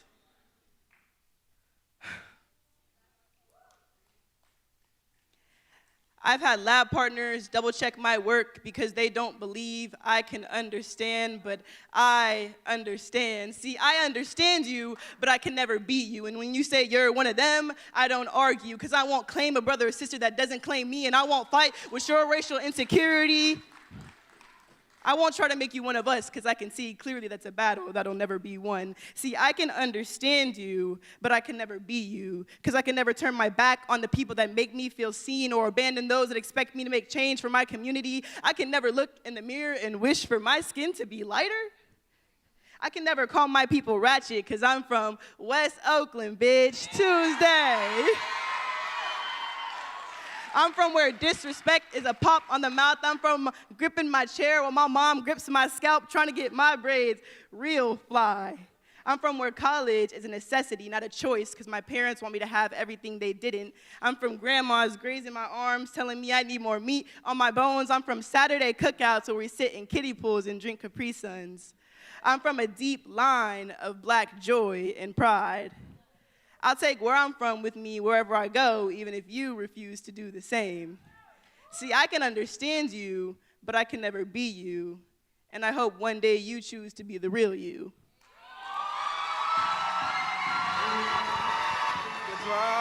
Good job, good job. Give it up for Alana.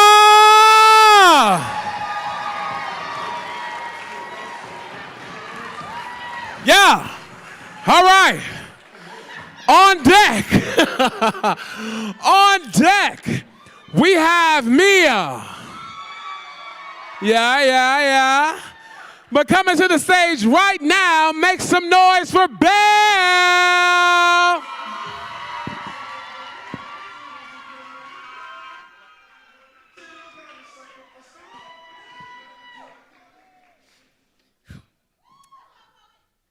I'd first like to provide a brief trigger warning.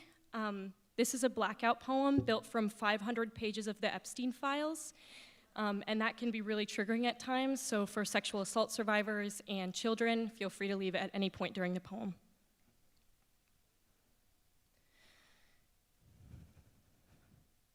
Defendant, Jeffrey Epstein.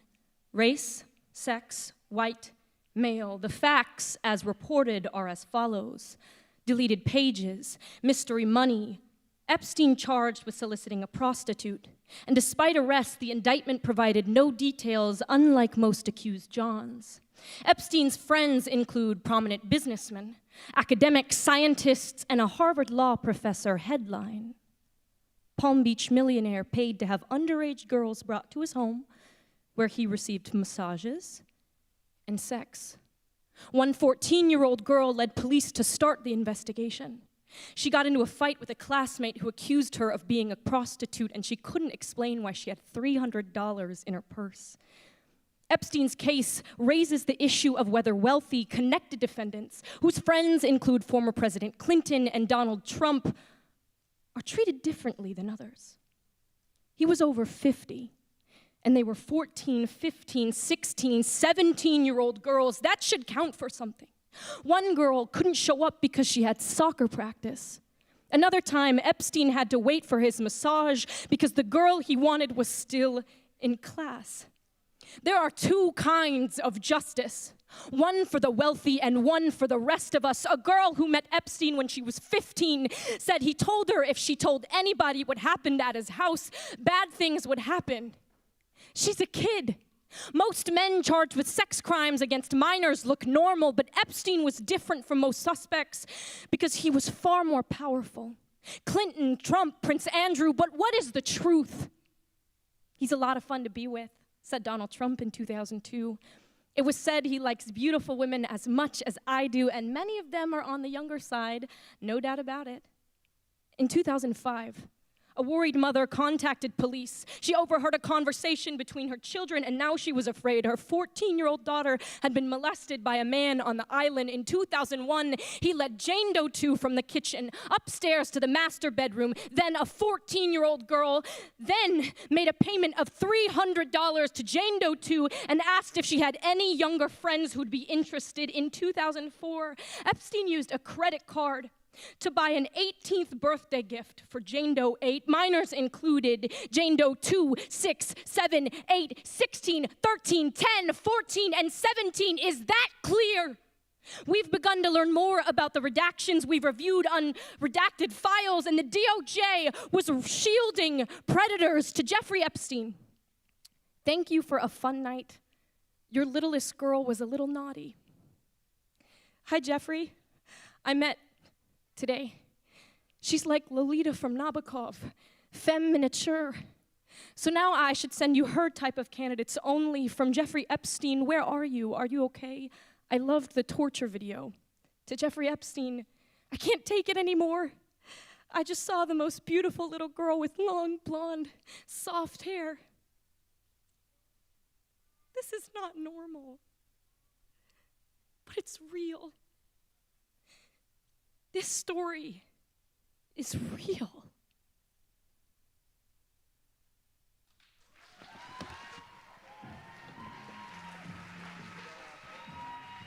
Y'all give it up for Belle! Yeah.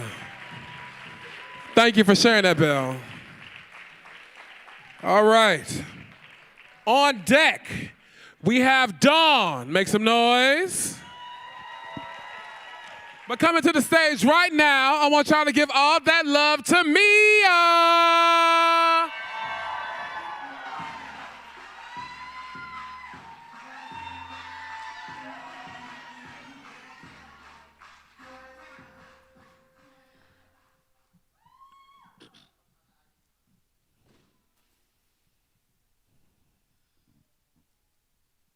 A black woman will never stop enduring. Whether it's when the white girl in our class has the audacity to cut us off to say, well, I think, because of course she understands the struggles of Assata Shakur. See, they preach for equality, a lofty ideal, while systematic injustice is all we feel, where black women are treated like lab rats or simply ignored. What's crazy is when I see reposts that hashtags you loud online but quiet in real life, when the posters in your classroom are Martin Luther King and I have a dream, but you still believe that black women like me are treated fairly. Or you mix up two black girls who look nothing alike. Or when you skip the lessons that shows black women getting beat. Or when you're president of BSU and can't name a superior black woman besides Harriet Tubman or Ruby Bridges, like there isn't Ida Bean or Josephine that fought for such club. See, that isn't a performance, it's my life on the line, because you love quoting history but hate when it's alive. So you only remember us when we're in the police officer's hands or marching against one of your commands. You see the melanin but miss the intellect, so when you say you're so articulate, it's because you expected less. I said a black woman will never stop enduring, because this isn't something you can snap to and forget, because it's easier to love a dream than listen to the reality, hang words on your wall while ignoring mine. You say equal, but the math don't add. Divide my voice, subtract what I have, multiply silence and call it a class? You studied my culture like it was extra credit, but failed the test when it's time to respect it. The same people who quote what I say but never defend it, stand in the crowd but go silent when it's threatened. And what did I say? A black woman will never stop enduring. So you can't nod in agreement but not challenge the crowd. This is for all the white passing students who claim they down, that get the privilege that lets you observe, claim you're about social justice but not bleed when it hurts. Because y'all tend to forget justice ain't justice if it's only a theme. So I leave you with the question, do you risk your comfort or protect what you have? Because this is to all the black women you only post in February, to the black woman who never get their name pronounced right, to the black woman that performed the poem that means their life while a kid cries during it, to the black woman who have to deal with white women justifying their braids because the Vikings wore it, to the black woman who have to deal with boys who consider them 2% black just so they can say the N-word because their best friend gave them the pass, to the black woman who get told not to perform our aggressive poems, to the black woman who get asked, why does everything have to be about race? Did I forget to mention the black teachers that have to deal with this every day? I said a black woman will never stop enduring. I said a black woman will never stop enduring. Ashe, ashe. Good job. Y'all give it up for Mia! If you're a black woman, can you stand? Can every black woman in the house stand? Show some love, show some love, show some love, show some love, show some love. We love you, black women. We love you, black women. We love you, black women. We love you, black women. We love you, black women. We love you, black women. We love you. We love you. We love you. We love you. Give it up for the poet one more time. Mia. On deck, we have our last poet in this first round, which means we're going to find out who our top 8 is very, very soon.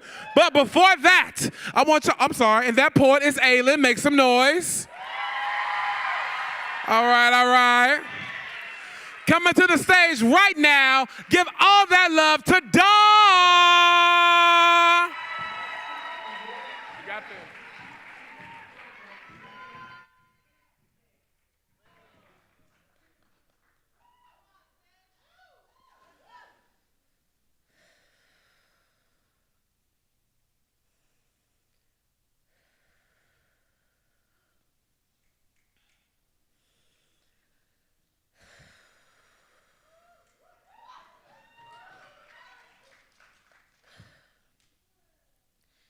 I thought I'd keep it light, since we so good at saying things without saying them.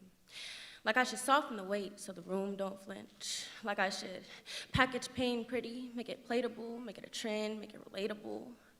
We grew up in affliction, translation, don't dig, don't feel, don't question what's buried underneath. Flirt with our own destruction, don't want to sit with the function of a system that feeds off dysfunction. Central Park 5, still alive, bruised, guilt to sign but for science to learn, bruised, innocent some they had to fight to earn, bruised by a man with power-printed punishment just to accuse. So, since we're so good at saying things without saying them, let me say it how I mean it without breaking the rhythm. Terrifying, ruthless, unapologetic, manipulative, people still protect him and call that protection. Policy, like comfort outweighs honesty, like history ain't watching how we choose, we ignore, and what we choose to see. And that's the part that's wrong in my spirit. Not just the power, but the permission we give it the way we witness and still withhold resistance, like awareness without action is somehow different. Like knowing is enough, like posting is pressure, like saying that's crazy is a form of effort. I'm standing here, one voice trying to shake a room that already mastered composure, nodding at truth without realizing its exposure. Everything echoes, nothing evolves. The people in power are the wrong to solve this compressed reality that's packaged casually, usually instant catastrophe, trying to make you feel what you usually bypass, how life gets smaller the deeper you stay in the mass, how living turns mechanical, psychological task. There's a political rhythm of survival. No myth in it, just shift after shift after shift in it, wake, repeat, comply, survive the design, productivity posing as purpose in disguise, go to work, pay taxes, eat right, say you're fine, but fine is dysfunction, pretending it's aligned with this big and narcissistic, president that's alive, it's all a lie. Stay grounded, email, repeat, reply, like your worth is measured in how fast you comply. It's work doesn't stay at work. It follows your mind, it sits in your body, it runs your daily Wi-Fi, so you get high, then you gotta go for a drive, then pay $5.95. He says it's not that high, so you clock in that 9 to 5, text, call, respond, don't fall behind, keep moving so fast, you're not stuck in this state of mind. Email, insurance reminders, another demand, another thing placed directly where I stand. Guys, I cannot comprehend when people are blinded to these commands. Tired of normal that numbs what is true. Tired of systems that script what we do. That's not coincidence. That's curated, designed, division, rehearsed, and repeated in time. They split us by gender, by color, by class, turn pain into headlines, then let the moment pass while children are harmed and the cycle repeats and justice moves slower than money in streets. We scroll past suffering and call it the news, but distance is something they taught us to choose, slave and lose, because if we felt everything all at once, that way would be power, not something to blunt. Same blood, same breath, same red when we bleed, yet worth gets assigned like it's something to breathe. There's more wealth than people, more profit we can't see, more empty hands than mouths they could feed, more homes sitting vacant than people outside, more truth in our silence than things we let slide. Separate sides, realize the lie, so no. I'm not waiting for change to appear. I'm done mistaking survival for fear because your voice isn't small, it's oppressed. Your doubt isn't weakness, it's been repossessed. And if for the many, they've learned to divide, then unity isn't a dream, it's denied. So strip back the labels, the roles, the disguise. We were never as separate as they imply. Same world, same air, same blood, same design. The difference, we remember, or we keep standing in line.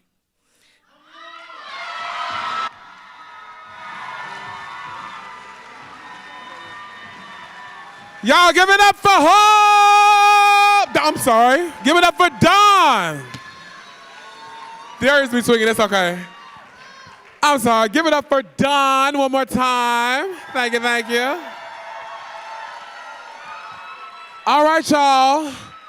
We have made our way to the end of the first round. So give all your love. Give me some love. Give me some love. Give me some love. For our last poet in this round, give it up for Ailey!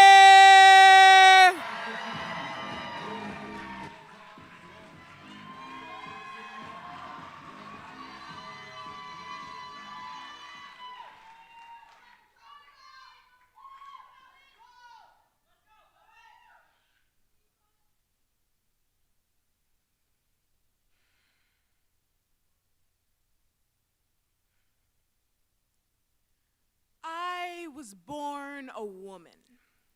Skinned knees under pleated skirts and flowers pinned in braided hair, summer dresses, ballet flats, bloody uterus that gushes red 7 days a month. I was raised on princesses and protest because the world wanted me to be delicate and dainty, because my mom was born a granddaughter to a woman who didn't have the right to vote. Her mom didn't have the right to open her own checking account. My mom took me to protest, protect our right to an abortion, and I have learned to walk, carrying these women in my spine, chin up, demand attention from a room that doesn't want to grant it. I have learned to rage at the world around me, raw, knuckles bruising as I curl my fingers into fists. To be a woman is to inhale Violence to be a sister is to throw it back, and there is pride in painted nails sharp enough to gouge joy in skirts that dance with you when you spin round and round in circles. Mother, daughter, mother, daughter, mother, daughter, mother, daughter, mother, daughter, mother. Our eyes look the same, dolled up in mascara, hips and hands and hair. I have 2 X chromosomes, so cross your legs and smile in a bright red formal dress. I was born a woman, and I grew up into a softer jaw and heavy chest. I fell forward into puberty and came out the other side looking exactly like my mom's high school photos. Womanhood is a legacy that I carry on my shoulders, and womanhood is a burden. It buries me. I was born to this, but I am not a woman. I don't lay claim to sisterhood, can't find joy in femininity. My girlhood was implanted in me. Hot and throbbing, bleeding, bruising somewhere in my chest. I pulled it out in strands, bloody from the effort, but I can't peel off my appearance. This is how I look, and I look like a woman. Was it worth it? I stood up with tired hands and a sweaty brow, declared myself not a woman. I didn't have to. My life would be easier if I let myself sink under the waves of misconception, bowed to those assumptions. I could smother my androgyny, suffocate the chant of not a woman, not a woman, not a woman, not a woman, not a woman, not a woman. I could let myself choke on it, and my life would be easier. I'm not doing that. Easier isn't always better. I am not a woman. I think it would kill me. This is killing me. I've been wearing pronoun pins over t-shirts bought at the men's section at Target. I am begging.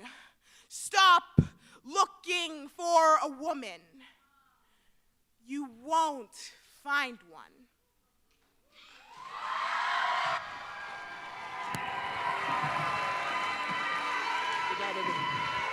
Y'all make some noise for our last poet in round 1, Aylin!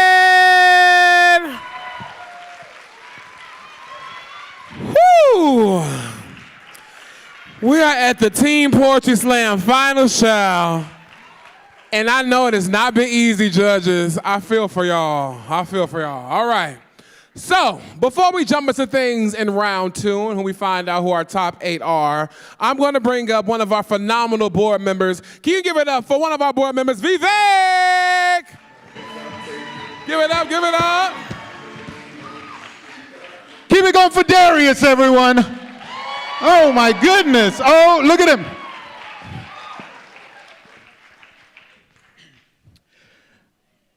Birds flying high. No, I'm kidding. I'm kidding. I'm not gonna do it.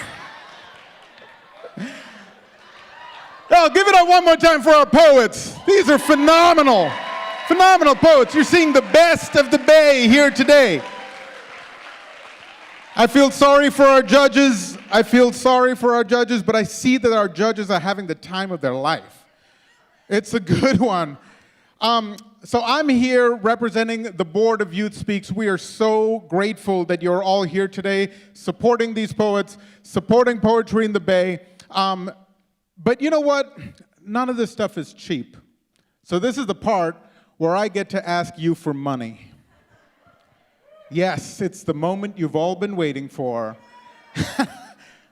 But I want you to understand what your money is being spent on, because Youth Speaks is so much more than just the teen poetry slams, although that is a big part of what we do. We do year-round programming, and to tell us a little bit more about the programming we're doing, please welcome back to the stage our Executive Director, Liz Suck.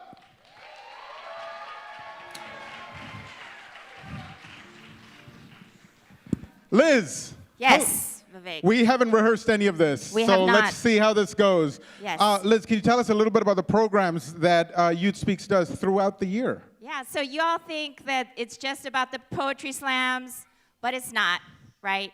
We do residencies in San Francisco and in Oakland. Who's in those residencies? Oh, come on. Who's part of our residencies? They're working, Who's been they're in our working. after-school They're busy. program workshops? Yes, so we do these workshops every Wednesday, both in Oakland and at the You Speaks office in the Mission in San Francisco. And we do the residencies at the high schools. Can we get a shout out to our teaching artists? Yeah. So a lot of this work comes to this place, right? So every day we are building on top of that to get to this slam. Great. Okay. So now you're asking yourself, wow, that sounds amazing. That sounds so great. How can I support this? What is this actually going to support? Max, can we get that slide up here? Look at that. This is how much it costs to put together some of these programs. This is real money here. By the way, can we give it up one more time for our production staff? Max, England, everyone here who's putting this all together. This is how much it costs for us to put together these programs. It's a lot of money. I agree, baby. That baby's been crying because we need more money. So here's what we're going to do. We're going to try something. We're going to try this. Yes, we are. All right. Can we do what Darius did? Let's lock the doors. Can we get the house lights up? Can we get the house lights up? Great. Perfect. All right. So we are going to do a modified version of what is sometimes called a paddle raiser at auctions. What I mean by that is I'll say a number, and then if you would like to support the Youth Speaks programs at that level, you'll just wave your hand, you'll stand up, you'll let out a big cheer. Everyone around you will go crazy. And then one of our brave volunteers will come by with a pledge card. That's Miranda. Give it up for executive, our director of advancement, Miranda, everyone. You trying to give my job away? I almost gave your job away. I just started. She's 4 months in, I'm already giving it away. Miranda and some of our other volunteers have these pledge cards. All you have to do is write your name, phone number, email address, and an amount that you'd like to donate. You don't have to give at this level. There are many different ways to give. There's a QR code there. There's a website, youthspeaks.org/support. You can donate at any level. But it gets really exciting if we start at a really high level and then we work our way down. And here's what I'm going to ask you to do. If you're not able to give at any of these levels, give your applause. Go crazy. Otherwise, Darius will come and find you in the lobby. All right? Good deal? So here's what we're going to do. We're going to start. This is crazy. We're going to start at the $50,000 level. Because at $50,000, here's what we can do with $50,000. We can provide stipends for youth leaders and after-school programs, including weekly writing workshops for youth. Okay, it costs $50,000. Let's be real, Vivek. We do that on the low end. On the low end. Yeah. This 50,000 is a low number because our staff work really hard. They work many, many hours to put on that workshop. Other people spend 100,000. That's We right. only spend 50. Yes. If you want to give 100, though, we will take it. Yes, we will. Would anyone like to make a pledge at the $50,000 level today, right here? The crowd will go crazy. The crowd will go nuts. Who's got it? Let's 50 try grand. it. Let's try it. Is someone waving? Oh, back there. Hey! I see a hand back there. Oh, someone's mad, though. Someone's You should see the person next to him looking at him like, they're not what? happy about that. What? Wait, do we have one here? We got. Hey! Yes, give it up! Yes! We need more of that!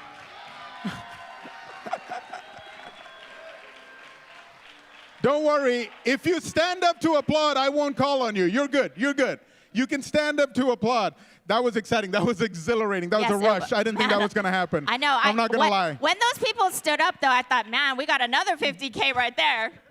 Got me excited. Not as mad as that gentleman's partner got when he raised his hand and she was like, you did what? She said, what? All right, cool. Now, here's what's going to happen. As we get to lower levels, more and more hands are going to go up. That's how this works, right? Because we got one at 50. We should get at least two at 25. Yes, right? That's how math works. I'm a poet, not a mathematician. Great. $25,000 facilitates an in-school arts education residency for 1 year. one whole year. 1 whole year. 1 year. These people do amazing work.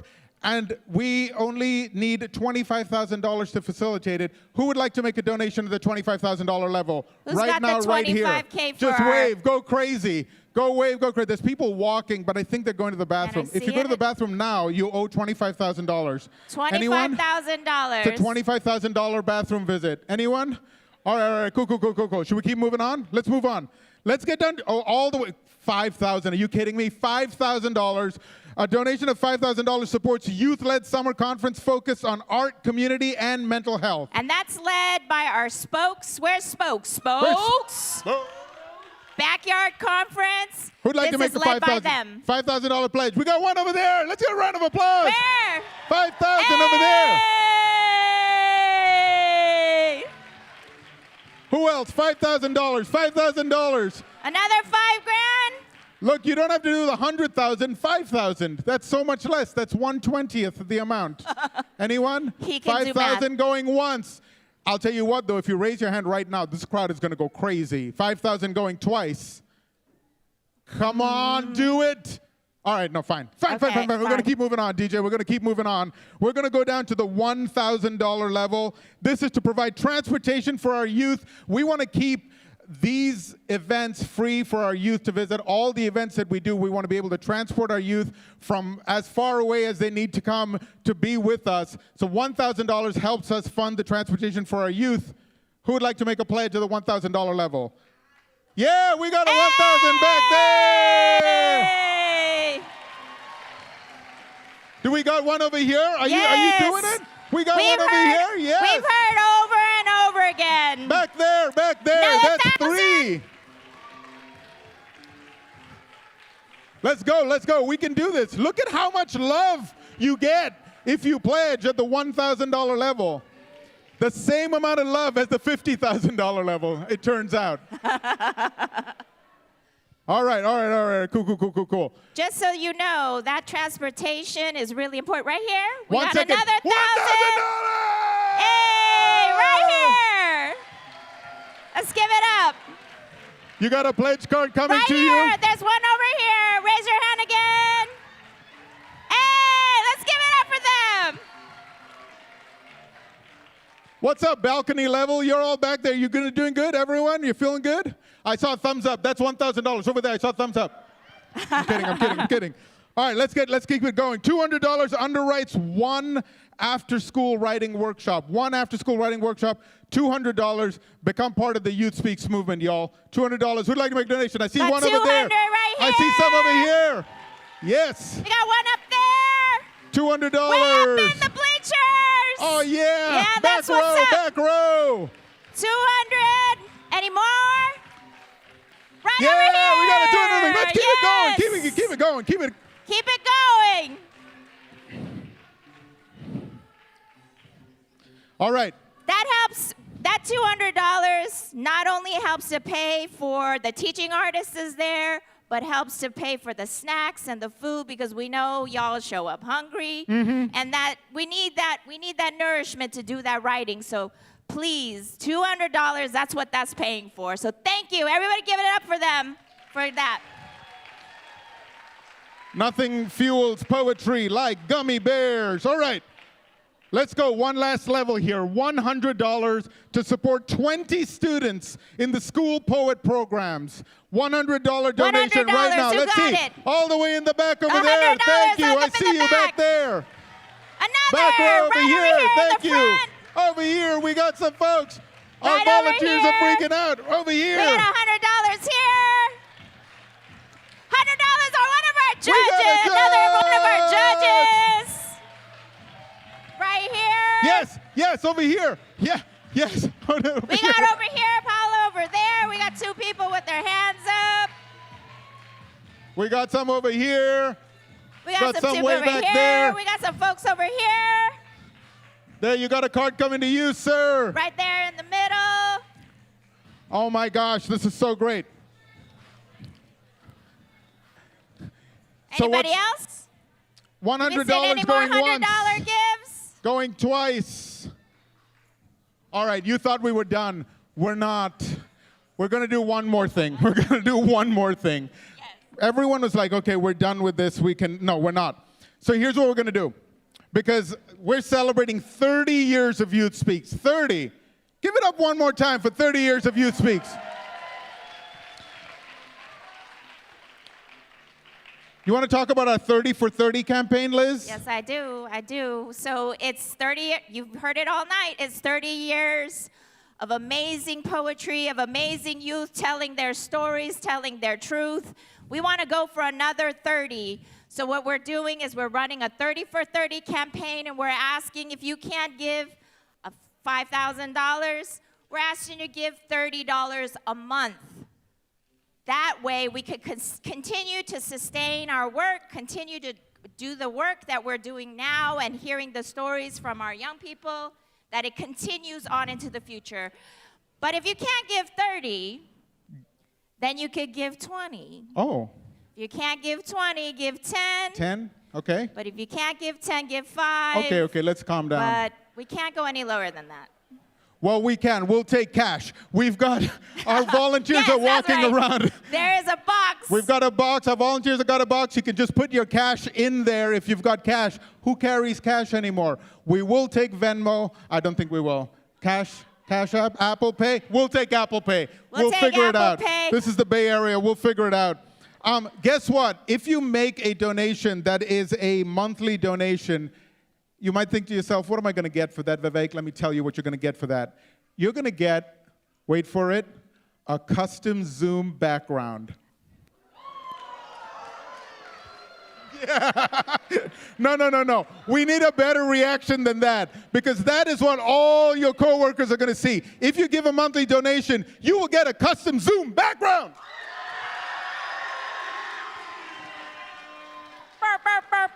So here's what I want you to do. I want you to look at this. $10 a month will fuel creativity with snacks. That's that gummy bears.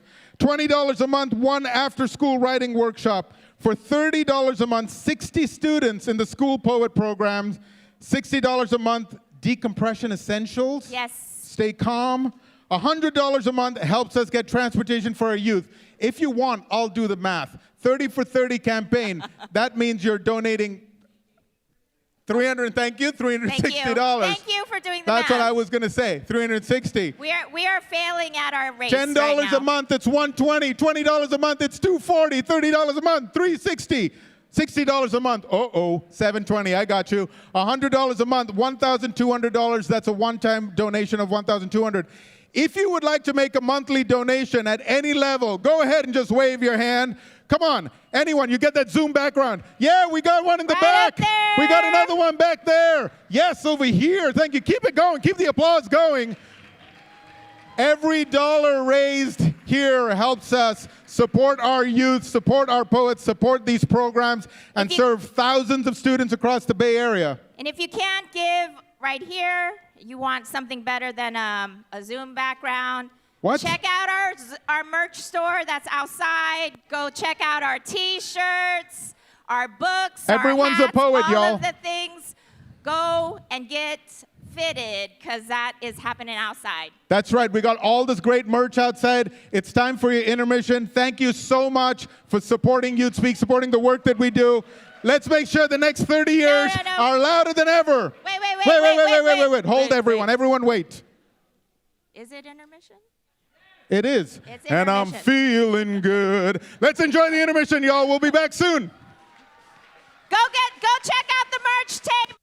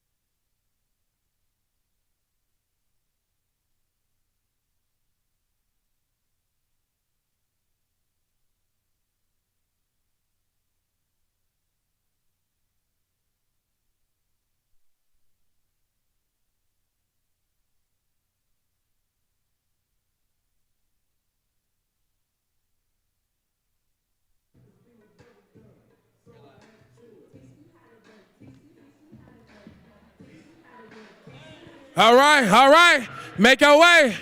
Make your way. Make your way. Make your way. Come on back. Come on back. Come on back. Come on back. Tell your homies, your sister, your cousins, we about to get things started. Come back into the space. Come on. No, Cash, rock us out, rock us out, rock us out. Cash gonna keep playing till y'all get in y'all seats. Make your way back. Mimi.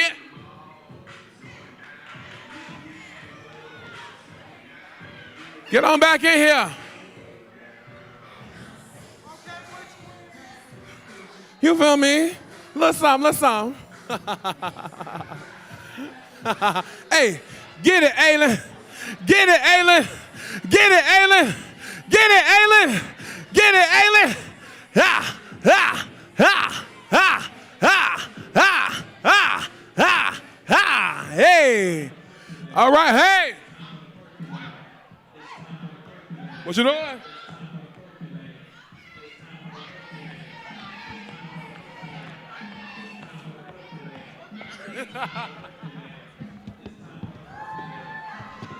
Y'all know nothing about that Chicago stuff. Y'all know nothing about that. All right, these seats were full. I want them full again. If you're out in the front, if you can hear my voice, make your way back into the house. Make your way. Thank you, boo. Thank you. Outfit change round 2. Thank you. Make it. Hey, all right. We're in the Bay Area. Where your jerks at?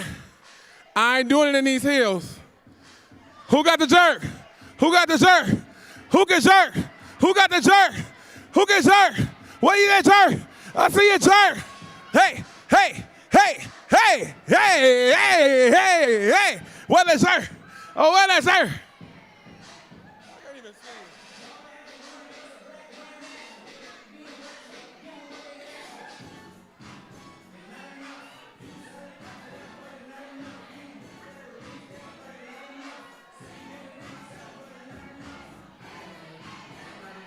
Hey, hey, hey, hey.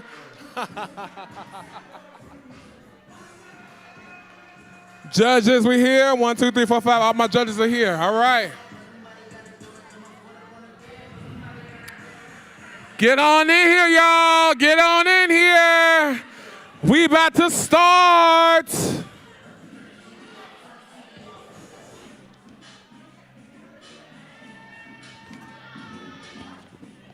Y'all give it up for DJ Cashera.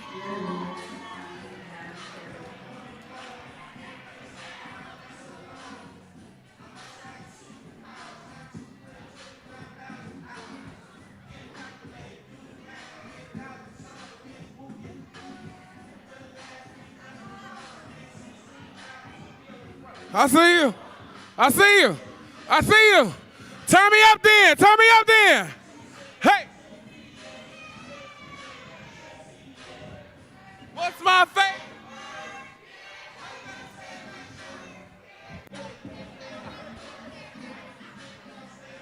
Blow the whistle.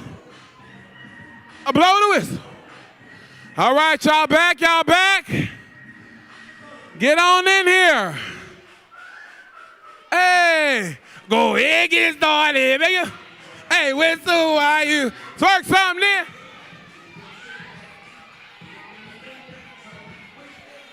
It's a big payback.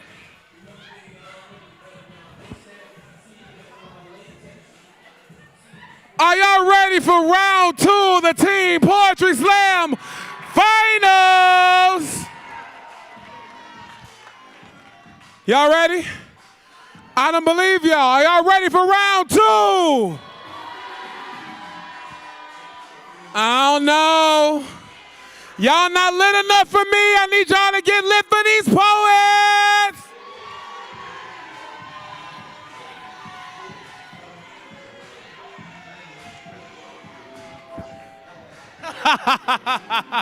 Okay, so I'm here to deliver some news. In my hand, There is one list in my hand. The list that I have will inform us of who's still in the running towards becoming America's Next Top Model. The girl's name, who I do not call, must immediately return to your loft, pack your bags, and go home. Did y'all watch the That documentary was crazy. That was crazy. All right, so, yes, I have our top 8 in our hand. Are y'all ready to figure out who they are? Y'all want to know our top? Oh, whoa, I'm sorry. Cut the record. Our manager of creative youth development said, Darius, I don't think we should do a top 8. We should do a top 10. Shout out to Lee. Because over here, Youth Speaks, we are centering the youth them, all right? Because it ain't about us, it's about them. So we be celebrating our top 10 finalists, forgive me. Make some noise. For the poets who did not make this list, this does not mean you are not a phenomenal poet, a phenomenal writer, a phenomenal human, a phenomenal scholar. You got up here tonight, you spit your truth, and that's all the fuck matters, okay? That's all that matters. In no specific order, here is our top 10. Actually, I'm not gonna give you your top 10. Well, I'm the MC, I be doing what I want. I can do what I want. All right, so before we go into our top 10, we have a special treat for y'all. Our halftime performer, I want y'all to give all your love to Stefan Mills.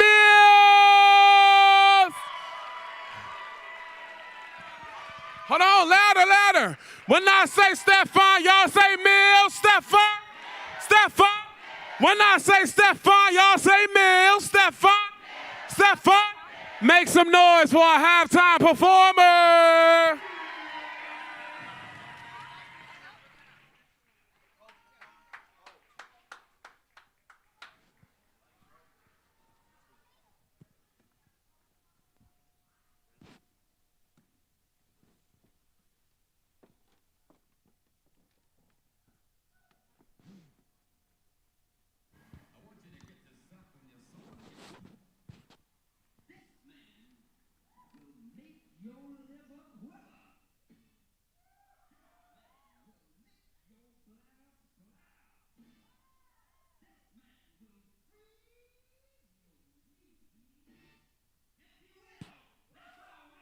Stefan Mills.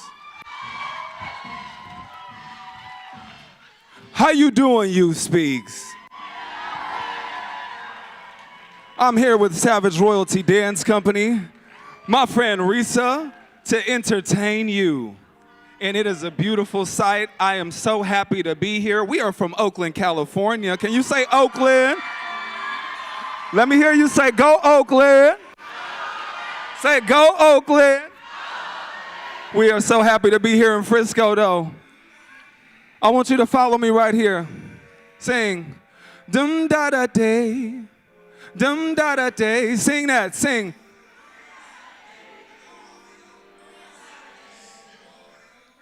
We're gonna try one more time. Right here, look. Dum da da day, dum da da day. You sing. Yeah, I go off, I go crazy. I go off, I go crazy. Look, I go off, I go crazy. Look, dum da da day, dum da da day. Yeah. Check this out. Roll up, it's West Coast, gunning for the bag. The struggle is sad, I thank God I ain't on my back. I mean, I'm grateful, even with my last breath. Even if life never take a chance and keep me on the shelf, I keep hope. My presence was felt. You know I always make the moves like I lead with the belt. I know nothing else, yes, I love the homies, but I'm moving to stealth, cause niggas be hating, flaking real hard to the left. Banging that they got you, will you stuck like glue? Well, who knew? Yep, nigga just call me boo-boo the fool for loving the crew. Gotta pay a dude to catch a clue. Still I catch it, dust it off, and then I do what I do. All odds against me, but I still coast through. I stand tall, supreme in this West Coast blue, in this pain deep. So my high on lean, a painful transformation of a prince to a king. I go off. To all the people in the back playing games with me, I go off. Yeah. And the people to the left playing friend to me, I go off, I go crazy. Yep, I go off, I go crazy. Look, I go off, I go crazy. Yeah, I go off, I go crazy. Look, I never been about the clout. Not really about the gold. It's always been, yes, how I'm always moving on my own. I move it all alone, even with friends in the room. The zone's still a zone, and who gon' get it except you? If you asking me the years of my pressure be cooking me, wish it would just let me be. Examples is the best I've seen. I pray to be a king to be. Lost the game, it's clear to see no family brain. Never had nothing, so I chased the green. Young black man going hard without complacency. Look, being humble don't even create a place for me. Still, undeniably, I'm made to sit royally. From my bones to my sweat, I pray for nothing less than greatness is good vibes, or my haters be blessed. From my bones to my sweat, I pray for nothing less than greatness is good vibes, or my haters be blessed. I go off. Yeah. To the people in the back playing games with me, I go off. To the people to the left playing friend of me, I go off, I go crazy. Yep, I go off, I go crazy. Yep, I go off, I go crazy. Yep, I go off, I go crazy. Look, dum da da day, ya da da dum da da day, ya da da dum da da day. Whoa, whoa, dum da da day, ya da da dum da da day, ya da da dum da da day. Whoa. Whoa, whoa, whoa.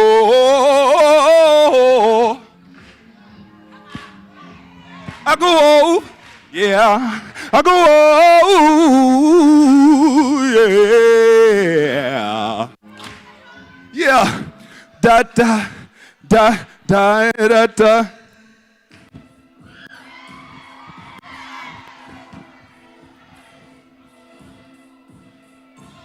They tell me bend, but I never break. Hold my weight like the Atlas when the world shakes. Pressure heavy, every move could seal fate. But I pivot, paint the canvas with a clean slate. Too many niggas lost in the shuffle. Dreams deferred and buried deep in the rubble. Hard hardened cause this life breeds struggle. But I learned the most when my pride was humbled. Look here, faith don't falter. Roots run deep. Even in a soul still reaps. Eyes wide, see the lies they preach. Truth lives in the cracks where the light seeps. Every step feel the weight in the system. But I'm built for resistance. Existence ain't promises, persistence. Now understand that faith means more than my dreams did. It's so I do my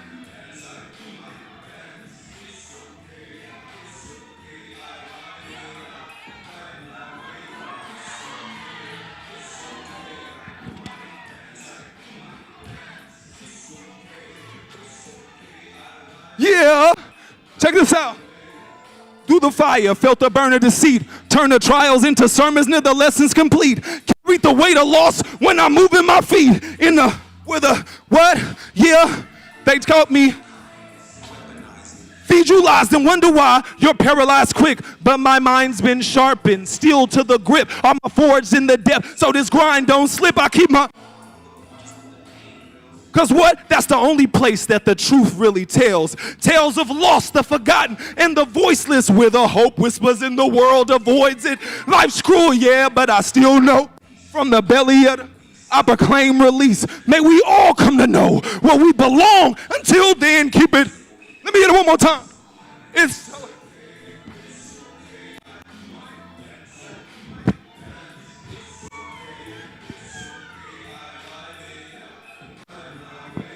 It's so, yeah, sing it. I do my, sing it's okay.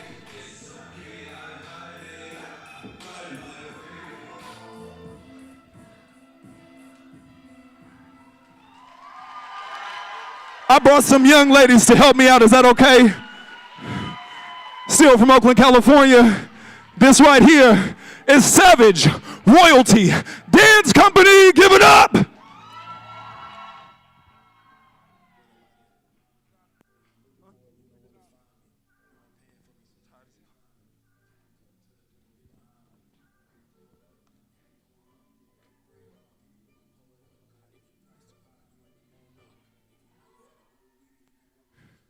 Give it up for these young ladies.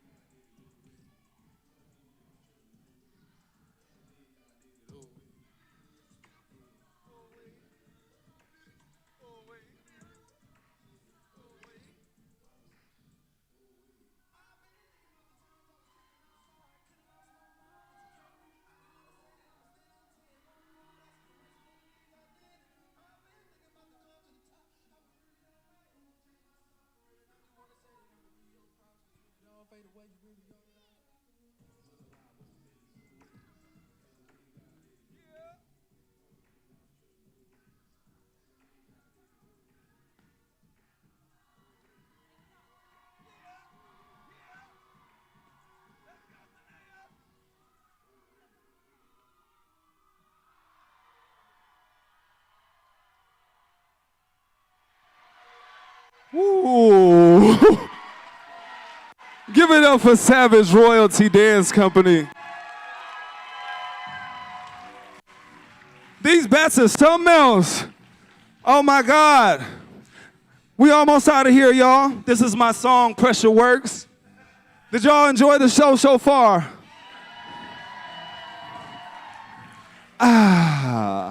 Snap like this. Yeah. I'm gonna take my time with this one. This called Uphill. Here we go.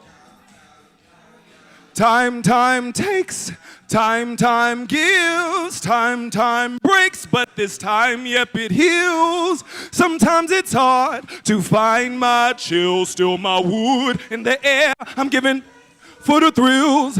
I need positivity, passion like electricity, peace that lives inside of me. Remove the pain, it's riding me. Knowledge is your power, water is your charger. When the season die down, take some time, yep, to reflow.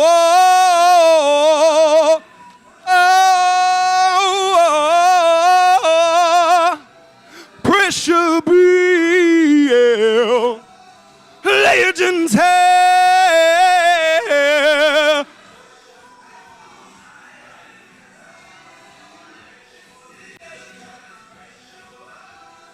I move out my way and now my blessings raining down. Oh, I can kick it now. I need some help. Risa, where you at?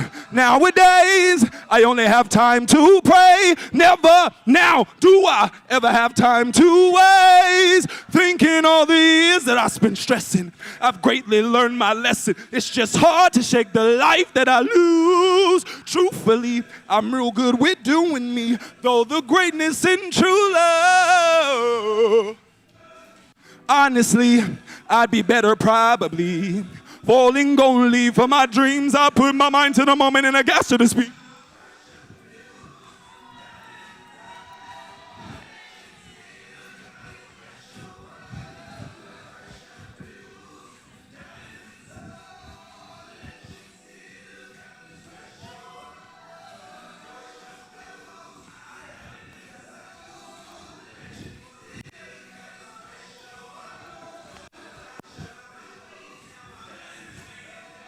Give it up for Risa.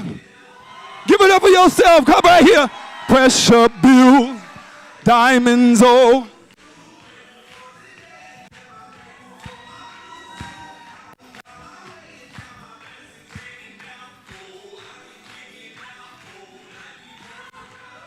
Pressure builds, diamonds, oh. Pressure build. Legends here, pressure builds, diamonds, oh, legends here. Whoa, pressure builds, diamonds, oh, legends here.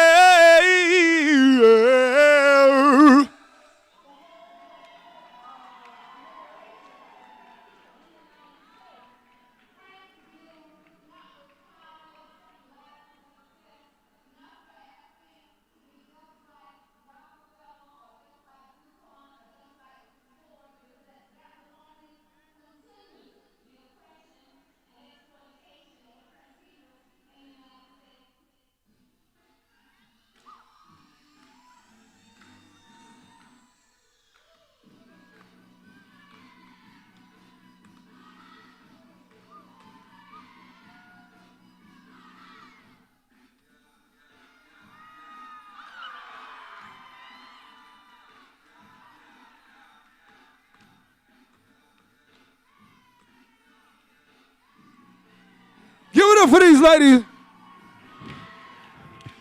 Woo! This our finale right here. Dedicated to the POC, what I mean. Yeah, yeah. Hard to see it, but I can't stop now. I've lost so much that I came back down on a hope, prayer, or wish. I was on the fence. I learned that life gave what it did. Work it out, walking through the fire in the death, counting all my blessings. She said I'm going strong, and I'm screaming out. What'd he say?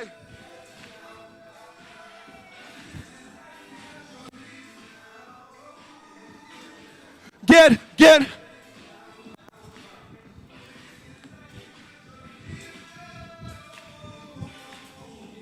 I see it for me.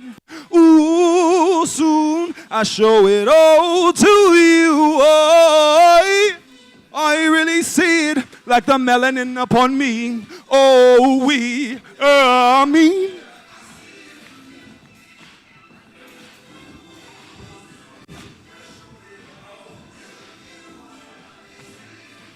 I really see it like a melanin upon me.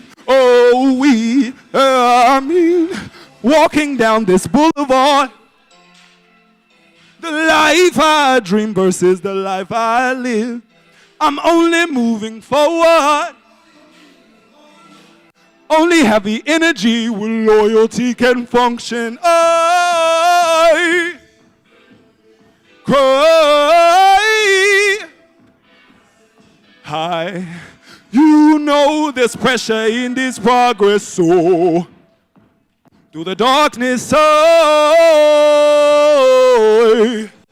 clap.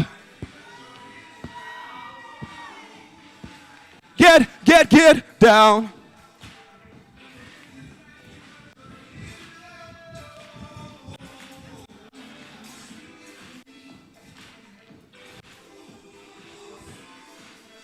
Oh, to you, I really see it like a melanin upon me. Oh, me.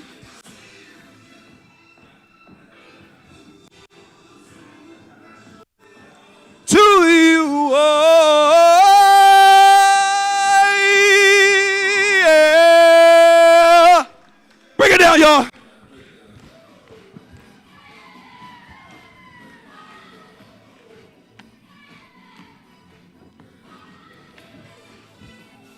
Give it up for Savage Royalty Dance Company and Risa.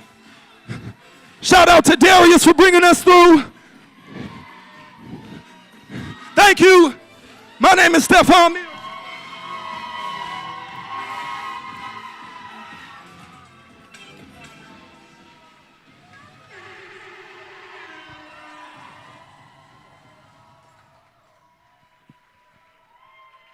Y'all better make some noise for Stefan Mills, the Savage Royalty Dance Team. What? That's what I'm talking about. All right, so round 2. Are y'all ready for round 2? Are y'all ready or not? I need a little more energy. Are y'all ready or not? All right. Our top 10 poets competing in this second round are, in no specific order, Dawn, Anika, Sahenna, Belle, Zoe, Sophie, Mari, Kaden, Aylin, and Isaiah.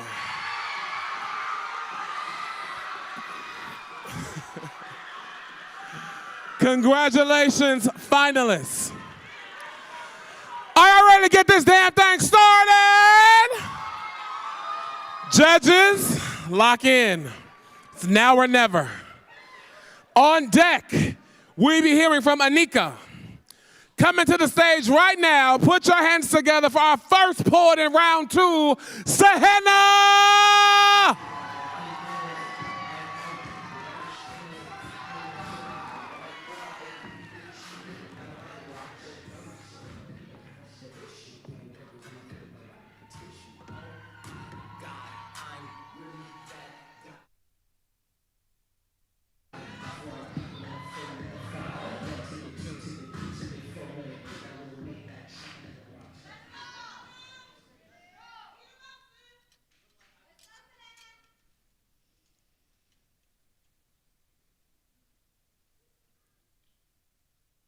Your religion was used as a reason to enslave, rape, and torture your ancestors.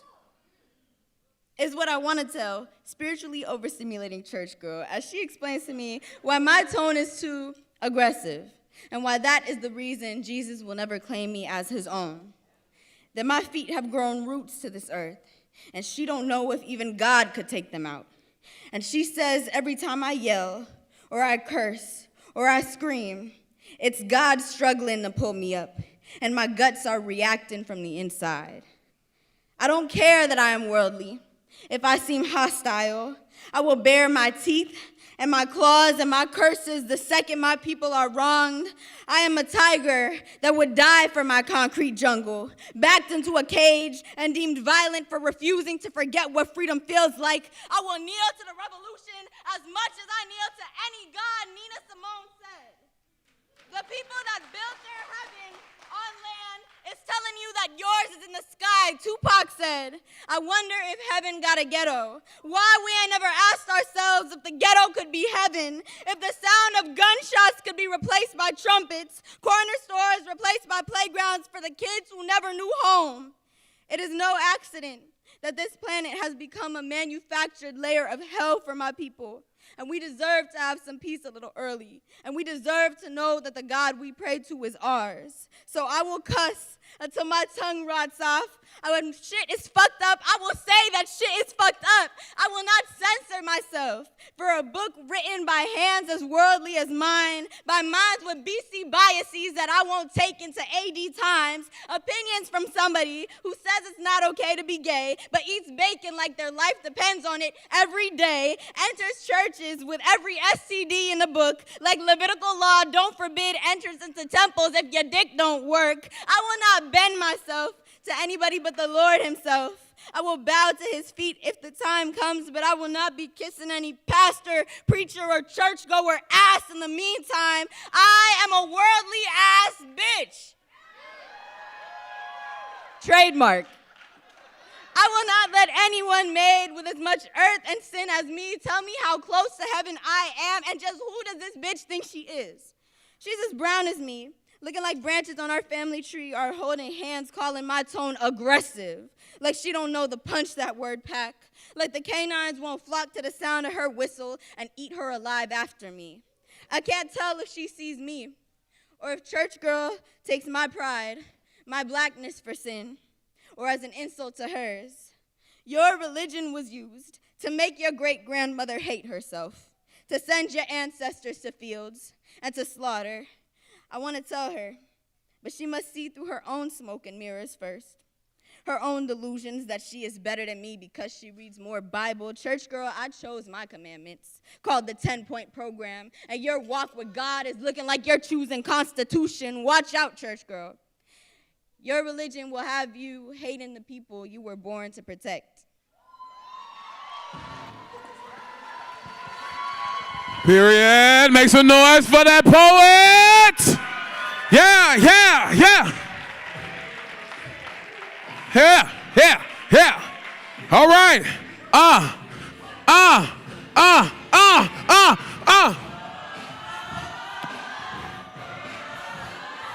Do you want a revolution?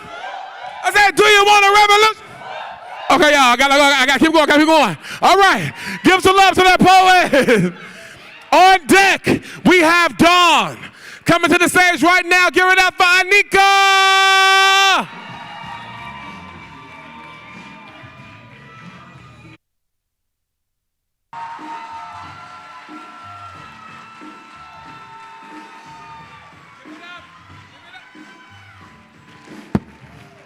Check, there we go. Give it up for the poet, Anika.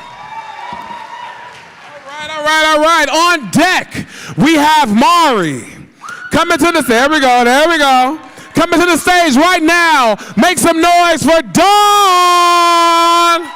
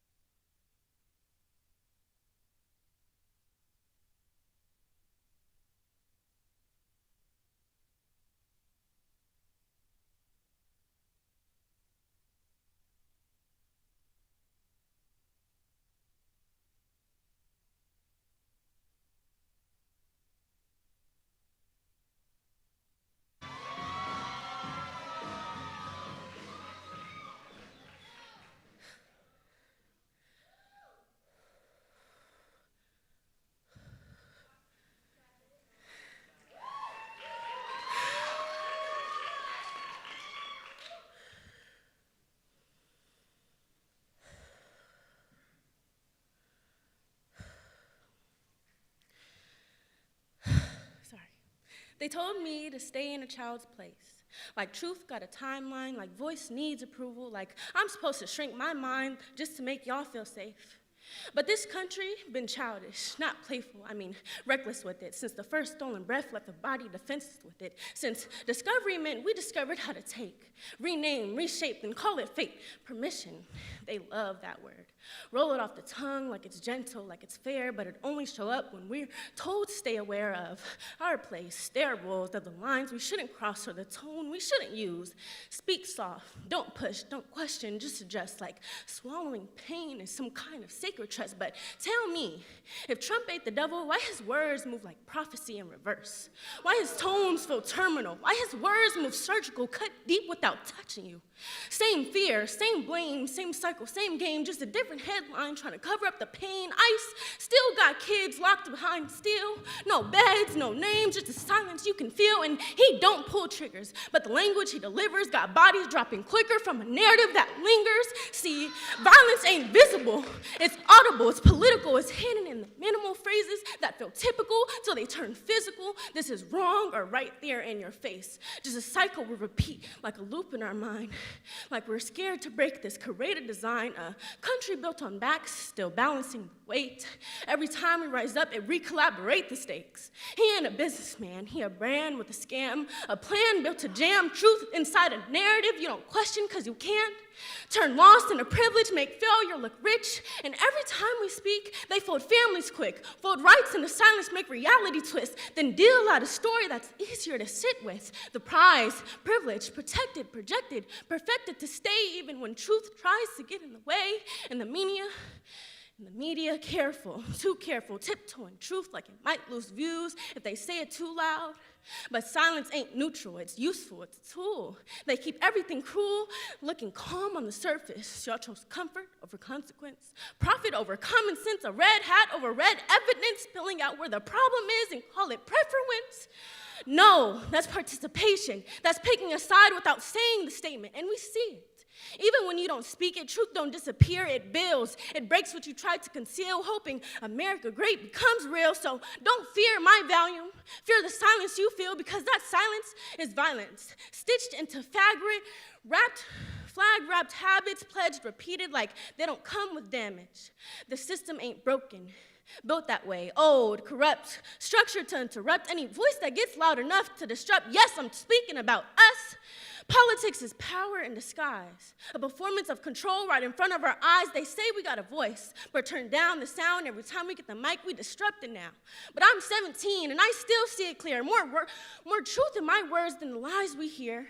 I'm not here to be nice. I'm here to be real, because truth don't wait and it don't need a seal, because we need healing, not headlines, justice, not jail. So call me disrespectful. I call it aware of the fear of the lies, aware that leadership ain't leading us right, and if he's the storm, then I'm the sound. Right before it breaks, the shift in the air, the ground when it trembles and shakes, the voice in the back you try not to hear, but I promise you now, you're gonna hear me.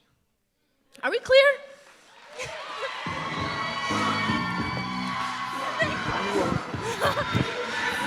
Y'all give it up for the poet, Don! That's what I'm talking about. That's what I'm talking about. All right. So, on deck, we have Belle coming to the stage right now. Keep that love going. Keep that love going. Keep it going. For Mari!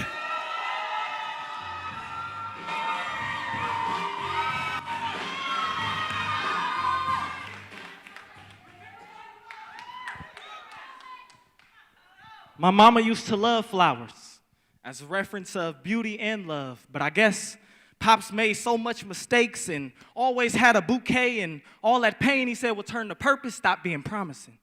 I guess she stopped loving flowers after he stopped hers from blossoming. Got this love from my mama, my compassion and empathy.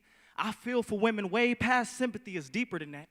I viewed how vulnerable black women can feel, seeing how hard it is to trust and heal and be forgiven. Fights lasting long, got you losing feelings to them mamas. I say follow your intuition. I'm a man that learned from y'all forgiveness. So for all black women, fighting with fathers, seeing love turn to tension. I'm talking the battles in the home.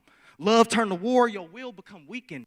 This poem is about when hate came and gone. One day, I seen my pop snap, heard his heated tone. His conscience became a chamber holding enough to reload. His anger became a weapon he held, even though he's supposed to be the protection the home feel. One time, before he flashed, my mama saw me right before whatever happened, and my pops thought if he only raised his hand, I couldn't say I seen a shot. But that day, I was taught how to release my triggers through aggression. That being my first impression, thanks to my role model, I seen love as a weapon. Yes, after it all, my heart can't forget it, like what I didn't tell y'all was. Before I even heard his tone and ran to see what's going on through walls, through loud TVs to hide hate being screamed, I felt my mama heartbeat. It's like mine stopped, my eyes dropped. I could have swore my mama needed me. It seemed like her faith was only going to be wounded or killed. Her feelings turned to a ashe. I inhaled. Love is confusion. That darkened the room, turned noon to a half moon. Love came like I'm losing. Things changed as feelings gone. My heart closed. That bullet lodged between my chest. For a moment, it beat less and felt different. I start to feel like love is for nothing. I realize wounds can't heal if I'm always holding on to something, but I'm filled with rage, holding my rib cage, attempting to catch the impact and exit wound that lay in darkness and went out through my back on front stage. I know I'm wounded, at least I'm aware of that, conscious still. Shocked to see love had a dark side, but my heart beats still. Got me thinking maybe I'm exposed just enough to let light inside. But even when peace is flashing or leaving peace when laying down the casket, I'm steady asking through it all, why the worst wound, the one I barely feel at all, the heart? Hold a block that it rep. Victim mindset, vengeance, last breath, or rebirth. Heart beating through my chest, thank God for this t-shirt, or scratch that. Thanks, Pops. I'll give you that, because as you would say, at least there's clothes on my back. But the beauty of the situation is, love can rise above it all or rise as flames. I'm talking homes burning. Can't just close the curtains. I window pane, open my heart. Even when feeling strange, thinking how can I write a poem about what's left when I never seen what's right? Love for me was something I lost with my pops. I struggled to rewrite that love. A lot chapters out of anger. Pieces I'm losing my patience in love. For my pops was displaced, and it's a blessing I found it in my mama. I know it's just poetry. And you find comfort in hearing your son speak, but please don't get lost in my peace, mama. I know your soul was left in darkness, leaving you confused, but after the nights, I'll be the sun to help you bloom, mama. I love you.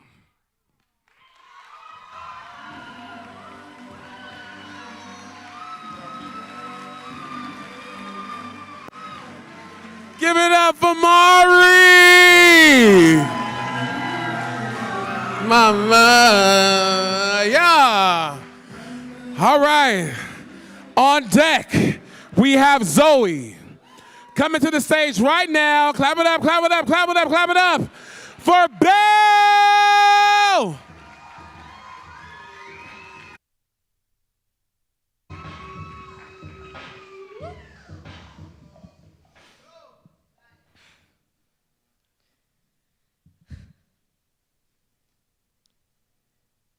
Little red plastic airplanes, a spoon flying towards a messy, gummy smile, lined paper folded just to the dimensions of a fighter jet, and finished with a fresh coat of color.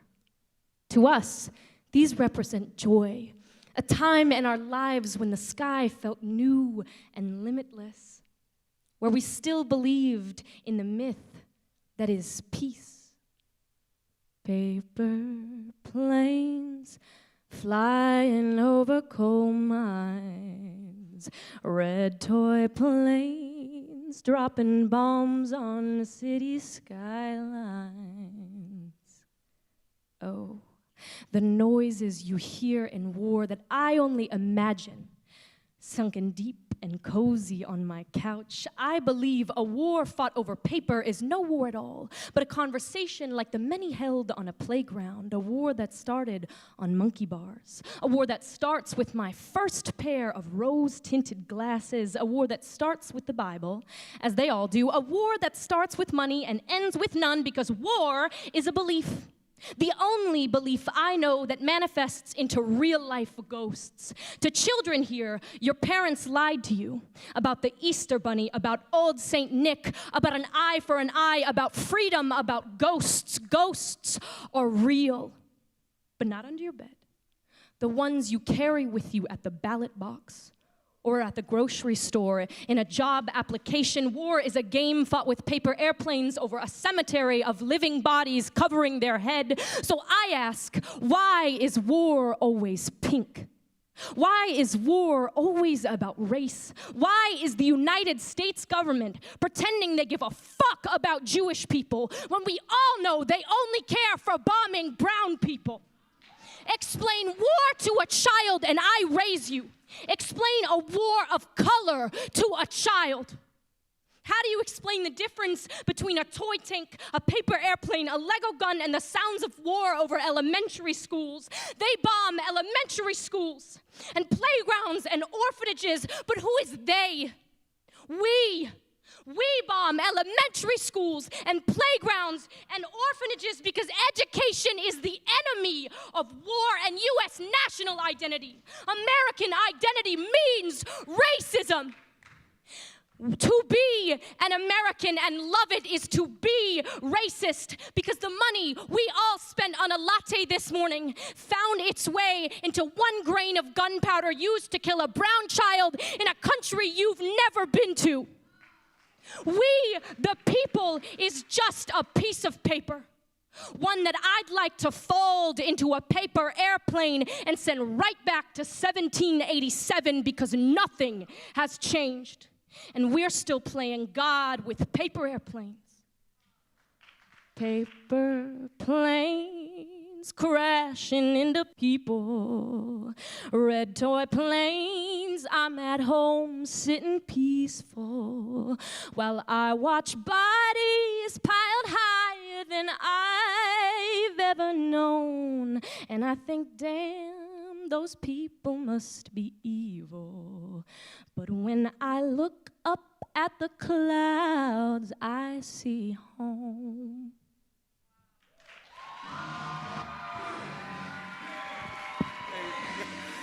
Give it up for Belle! Whoa! Whew. All right. On deck, we have Sophie. Coming to the stage right now. Make some noise for Zoe!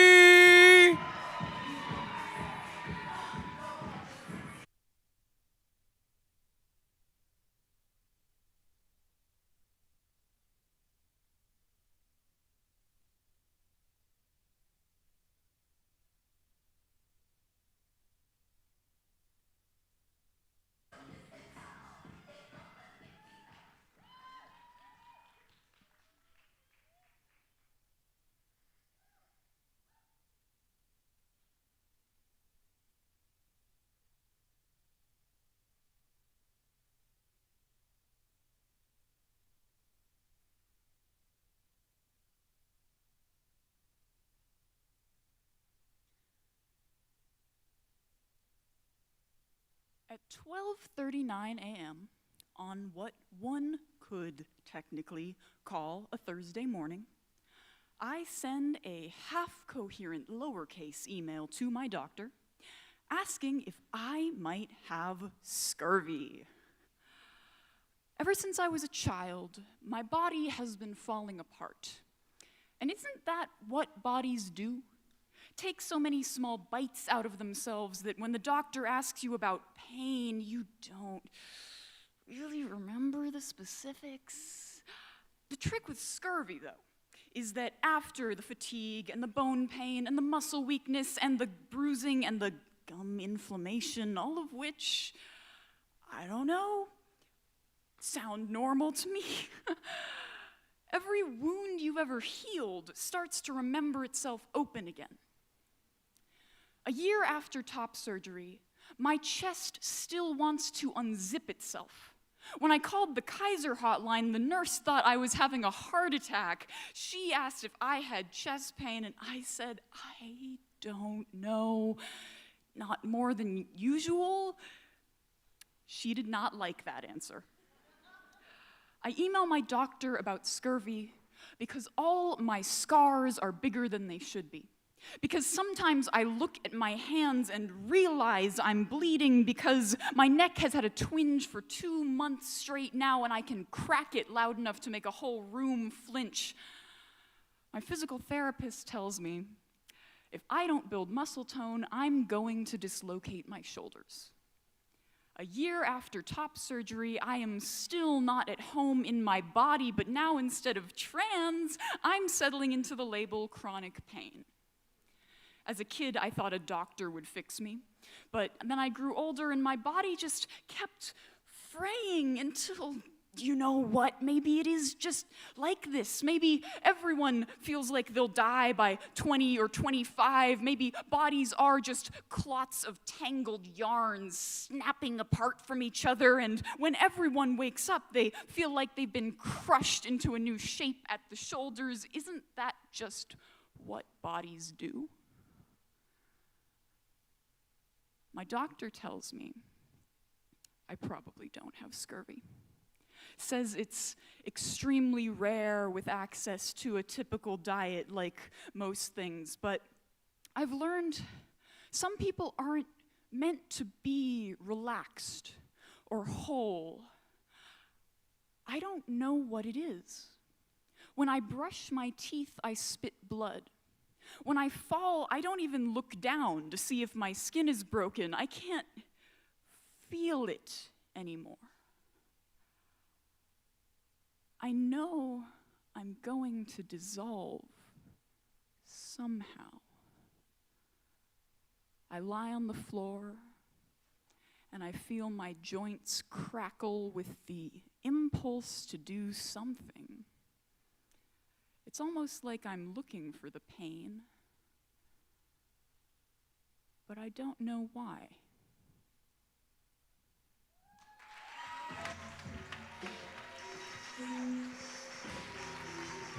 Give it up for Zoe! All right, y'all, don't lose it. Don't lose it. Don't lose it. Keep that energy. Let me hear you. Make some noise. Make some noise. Don't lose it. Don't lose it. Don't lose it. All right. On deck, we have Caden. But coming to the stage right now, give it up for Sophie!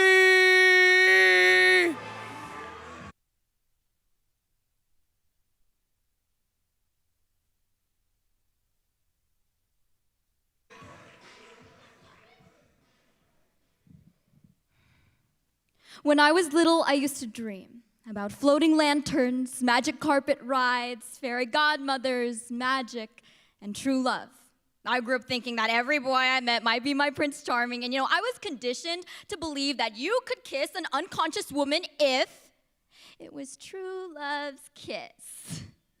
And as I got older, the color faded, the movie ended, and little Sophie would be so disappointed in what she saw. And we wonder, why don't our little girls speak up? Why don't they recognize abuse? Why don't they know when to say no? Because when I was little, I was shown that true love required no consent. Who the hell was gonna tell little Sophie that the men in this world wanted nothing more than to control women in every aspect of our lives, in our love, in our bodies, in our healthcare? Who was gonna tell little Sophie that this world wasn't built for princesses, but of the princes, for the princes, by the princes? Who was gonna tell me when I was young that it was normal for princesses to struggle at the hands of their true love? I'm 16 now, and there is so much I wish I knew. I wish I knew at an early age that they liked us better sleeping and they loved us with legs and no voice. I wish I knew way back then that the boys always get their way, that there are damsels in distress that suffer in silence every day. So if I could speak to little Sophie now, God, this is what I'd say. To 7-year-old Sophie, I'm sorry you were told he was teasing you because he likes you. I'm sorry you cried only to be told to learn to laugh with it. To 13-year-old Sophie, I'm sorry you believed love was transactional, that every cut would result in a kiss. To 16-year-old Sophie, I'm sorry. I'm sorry there were no fairy godmothers. I'm sorry they weren't like the princes in your stories. I'm sorry you sought true love in a man that only wanted lust. I'm sorry for everything. Look, you might sit there and wonder why I always talk about the system, why I always talk about men, why I always talk about female pain, because that pain is mine. I don't just speak for the Asian women. I don't just speak against the system. I speak because behind that camera, there could be a little girl just like me wishing she had this. A spotlight and a stage and a microphone and an audience of people and someone to tell her that true love was never supposed to happen with her eyes and mouth shut. But there is one more thing. Growing up taught me that there are no fairy godmothers or genie lamps. But I didn't need true love's kiss to know true love was real, because the greatest thing I could wish for on the second star was my speech family that heard me.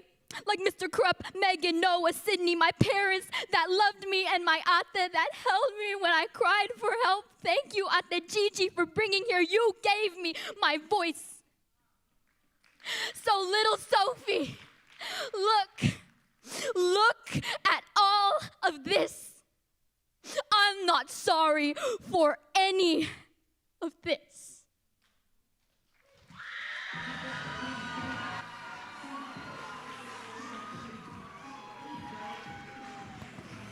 Give it up for Sophie!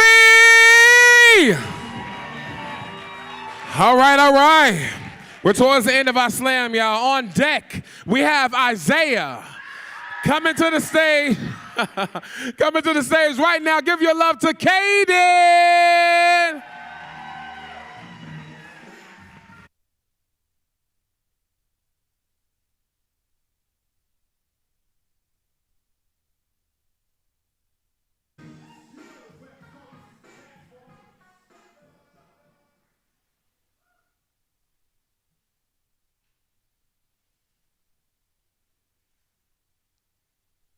The key to my father, my culture lies tightly wrapped in tamales. The corn husks whisper, "This is not for you." Just like the walls of my papi's house, built by hands that don't hold mine anymore. My father builds life and home for those who don't share his blood, as if the price for love is a lack of familial necessity. As if the expectation is dissuasive in itself, as if the child with sunken skin and thin bones and pale tone, hungry for the melanin of love, is to be ignored like a ghost in the attic. I miss my dad. His smile lines imprinted on my cheeks as if our shared genetics intended for us to share joy. I miss my language. The soft hold of Spanish as my abuela combs my hair, my family peeled away from me by my father like they were a Band-Aid that needed replaced.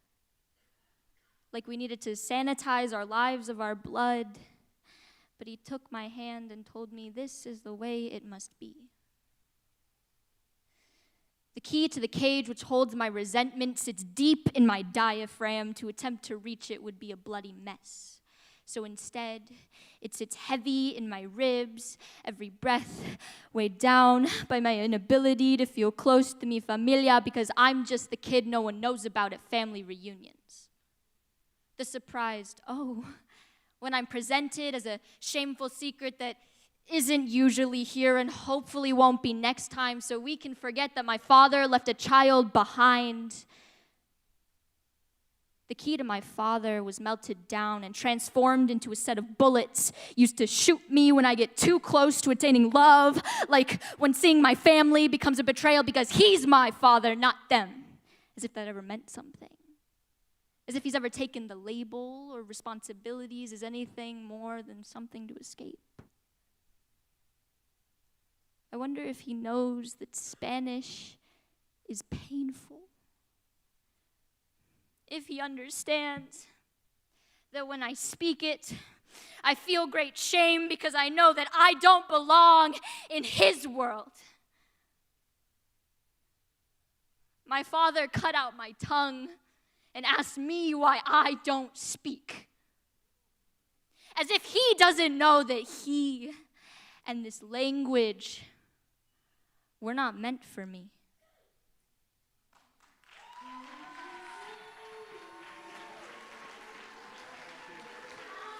Y'all give it up for Katie!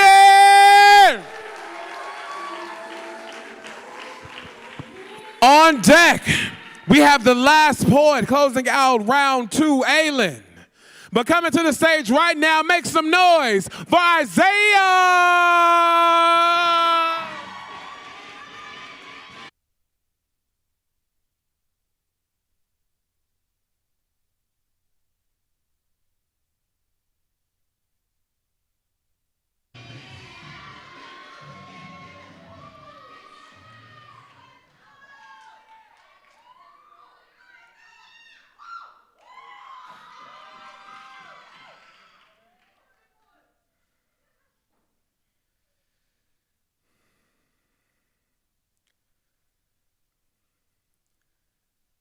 A letter to my grandma from each of her 3 most recent dogs, all named Millie.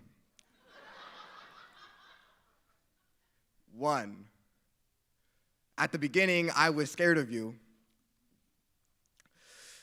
On the way to your home for the first time, I was flying over every speed bump until your hand landed on my back, and then I was grounded. Now we spend every afternoon together, just the 2 of us. The TV is on, but we watch the sunlight. I bark at anybody who enters the house. Each day, your daughter comes home, and each day I act like I've never seen her before in my life. Really, it's just that I love you. I want you to be all mine. We can fill up the whole house by ourselves. Some nights, I sneak upstairs just to sleep at the foot of your bed. It is less comfortable, but closer to you. This is where I pass away, too. Dear Mary, I hope you don't feel bad for forgetting my name. It was supposed to be Fitzy, but your hands can't close like they used to. The name fell between your fingers, and you couldn't stop calling me Millie.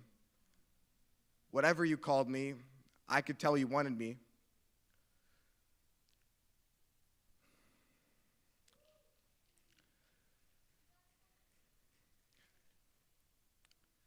In the picture on the shelf, a man wraps his arm around you. He stands there like he wants to hold you forever. Both your husband and your memory can't do what they want to anymore.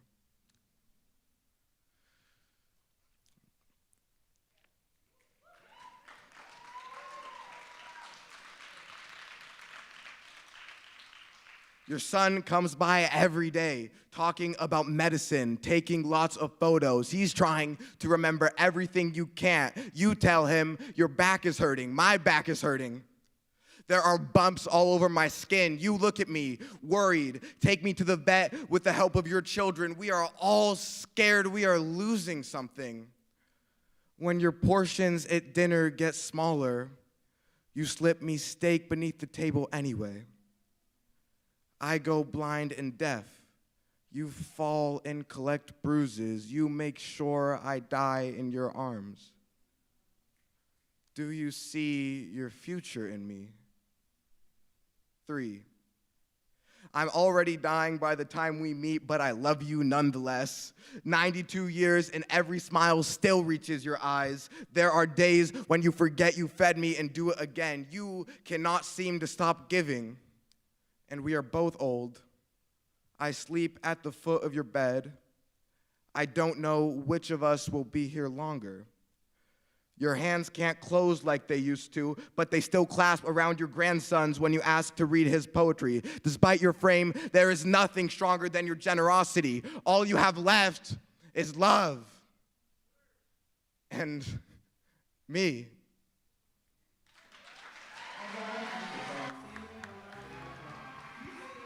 Good job. Y'all, clap it up for Isaiah! All right. Y'all ready to hear last poet of the night?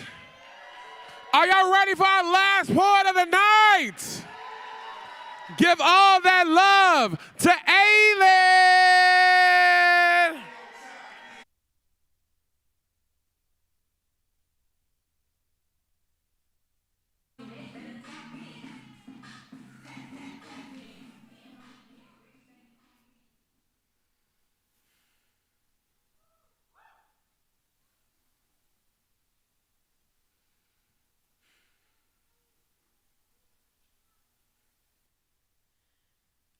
My mom is too scared to let me mark my gender as other on my high school transcript because the government might find out. Because my name might wind up on a database labeled one of them that could one day paint a target on my back if, or rather when, ICE eventually decides that it's sick of only hunting immigrants. Already, I'd bet that my name is on a different Black Ops database and has been since the day my parents checked off my race as Black or African American on my birth certificate, but still I understand why she's hesitant. Because I know that there are places in the world where an other on your resume can bar you from entering a hospital, and a trans flag in your bio can justify TSA stopping you at the airport. And I suppose she has enough to worry about, knowing that I could be arrested or shot before I have the chance to put my hands up behind my head for walking suspiciously down a residential street without also worrying if they're going to revoke my passport because I changed my name to sound less feminine, when we both know that someday soon it won't be safe for me to go to school without proof of citizenship tucked into my backpack. The agencies got quotas to fill, and you look close enough, just enough Spanish on my tongue and beautiful color in my skin that I guess I probably have bigger things to worry about than if they call me he or she or they when they haul me off to prison camps that they're still pretending are humane. But then again, maybe that's half the problem. Because I've been so worried about the cop car parked halfway up the street, hoping they don't get the wrong idea when I walk out of the store, hands loose and at my sides, make sure that they can see them, that I forgot to be angry about the trans teenagers denied basic public services, the gay kids left homeless on the streets. I didn't notice when they kidnapped my neighbors from their homes and carried them away in vans. How does the poem go? First they came for the immigrants. Well, I didn't stand up for the immigrants, too preoccupied trying to delay the day they inevitably come for me. And I think that somehow I've forgotten that this country has already decided that it doesn't want me. Not the clothes I wear, not the words I speak, not the flags I fly, nor the way I think. This country wouldn't want me if I made myself invisible. But I don't have to make it easy for them to erase my name from history. If they're going to hate me anyway, let them hate me for everything I am. Let them see my black girl pride painted on my gender fluid flag. Autism, infinities, hand in hand with my Latin American neighbors and my Jewish American classmates, with my Pakistani cousins suffering halfway across the globe. This is a community built on the ruins of slavery and genocide. Every slur that's been branded on our foreheads, every death that is written in our bones. And when they come for us, let them find an army built of every person that they've been trying to get rid of, and let them discover that it's not as easy as it seems.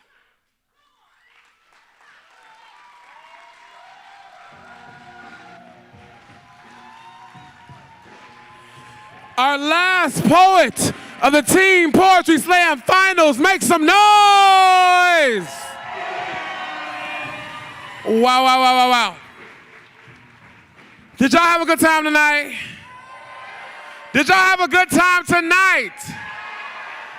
Okay, I need you to do that and reflect that in our survey. I need you to do the survey. I need you to scan the survey. I need you to do the survey. So, hey, I need you to do the survey. I need you to scan the code. I see you not scanning. Tell us how we did. If we did great. If we did still great. Put that on the survey. Let us know how we're doing. This helps us make sure our events feel good, live good, and all the amazing things. So again, please scan our survey. I'm gonna give you a few minutes, seconds. Scan it. Get it on your phone. Complete it. I need it. Scan the survey. I need you to do the survey. I need you to do the survey. I need you to scan the QR. I see you. Scan it. Thank you. All right. Shout out DJ Cash. Clap it up for our DJ one more time. If you are a young person that hit this stage, join me up here, y'all. Get them some love. Every poet that touched the stage, y'all can do better. Clap it up for these young people. Get up here, y'all. Get up here, y'all. Get up here, y'all. Get up here, y'all. Get up here, poets. Get up here, poets.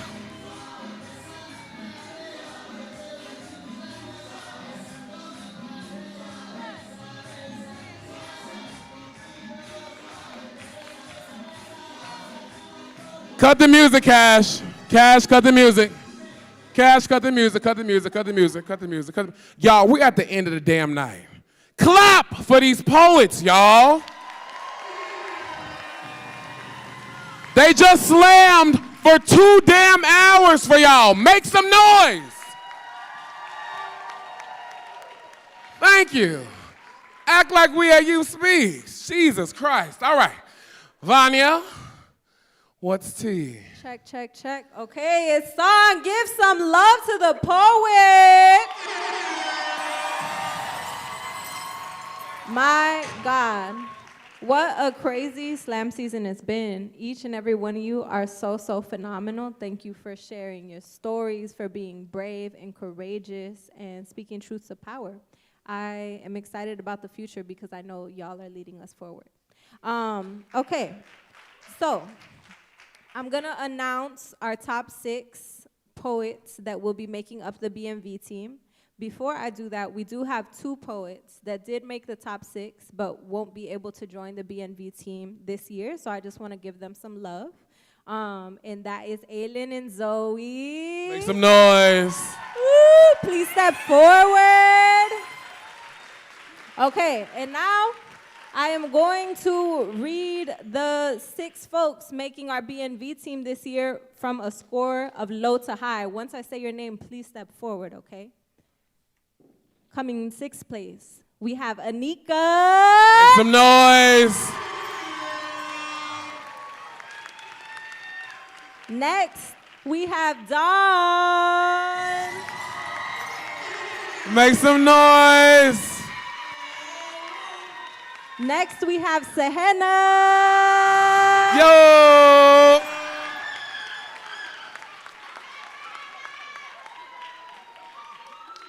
In 3rd place, we have Kaden.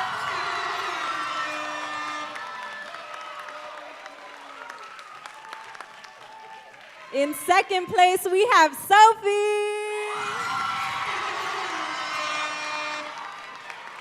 And please give it up. Show all your love to our 1st place poet, the winner of the TPS team, Maury.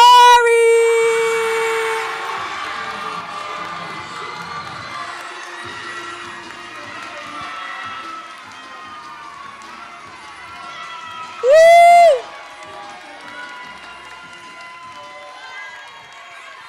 And they say that. Yo! Thank you all so much for joining us at Team Poetry Slam Finals. The next generation gonna speak for themselves. Make some noise for our finalists. Poets, make sure y'all stay on stage for a photo. Poets, stay on stage for a photo. We love you so much. Make sure you donate. Do the survey. Grab some merch. Get home safe. We love you.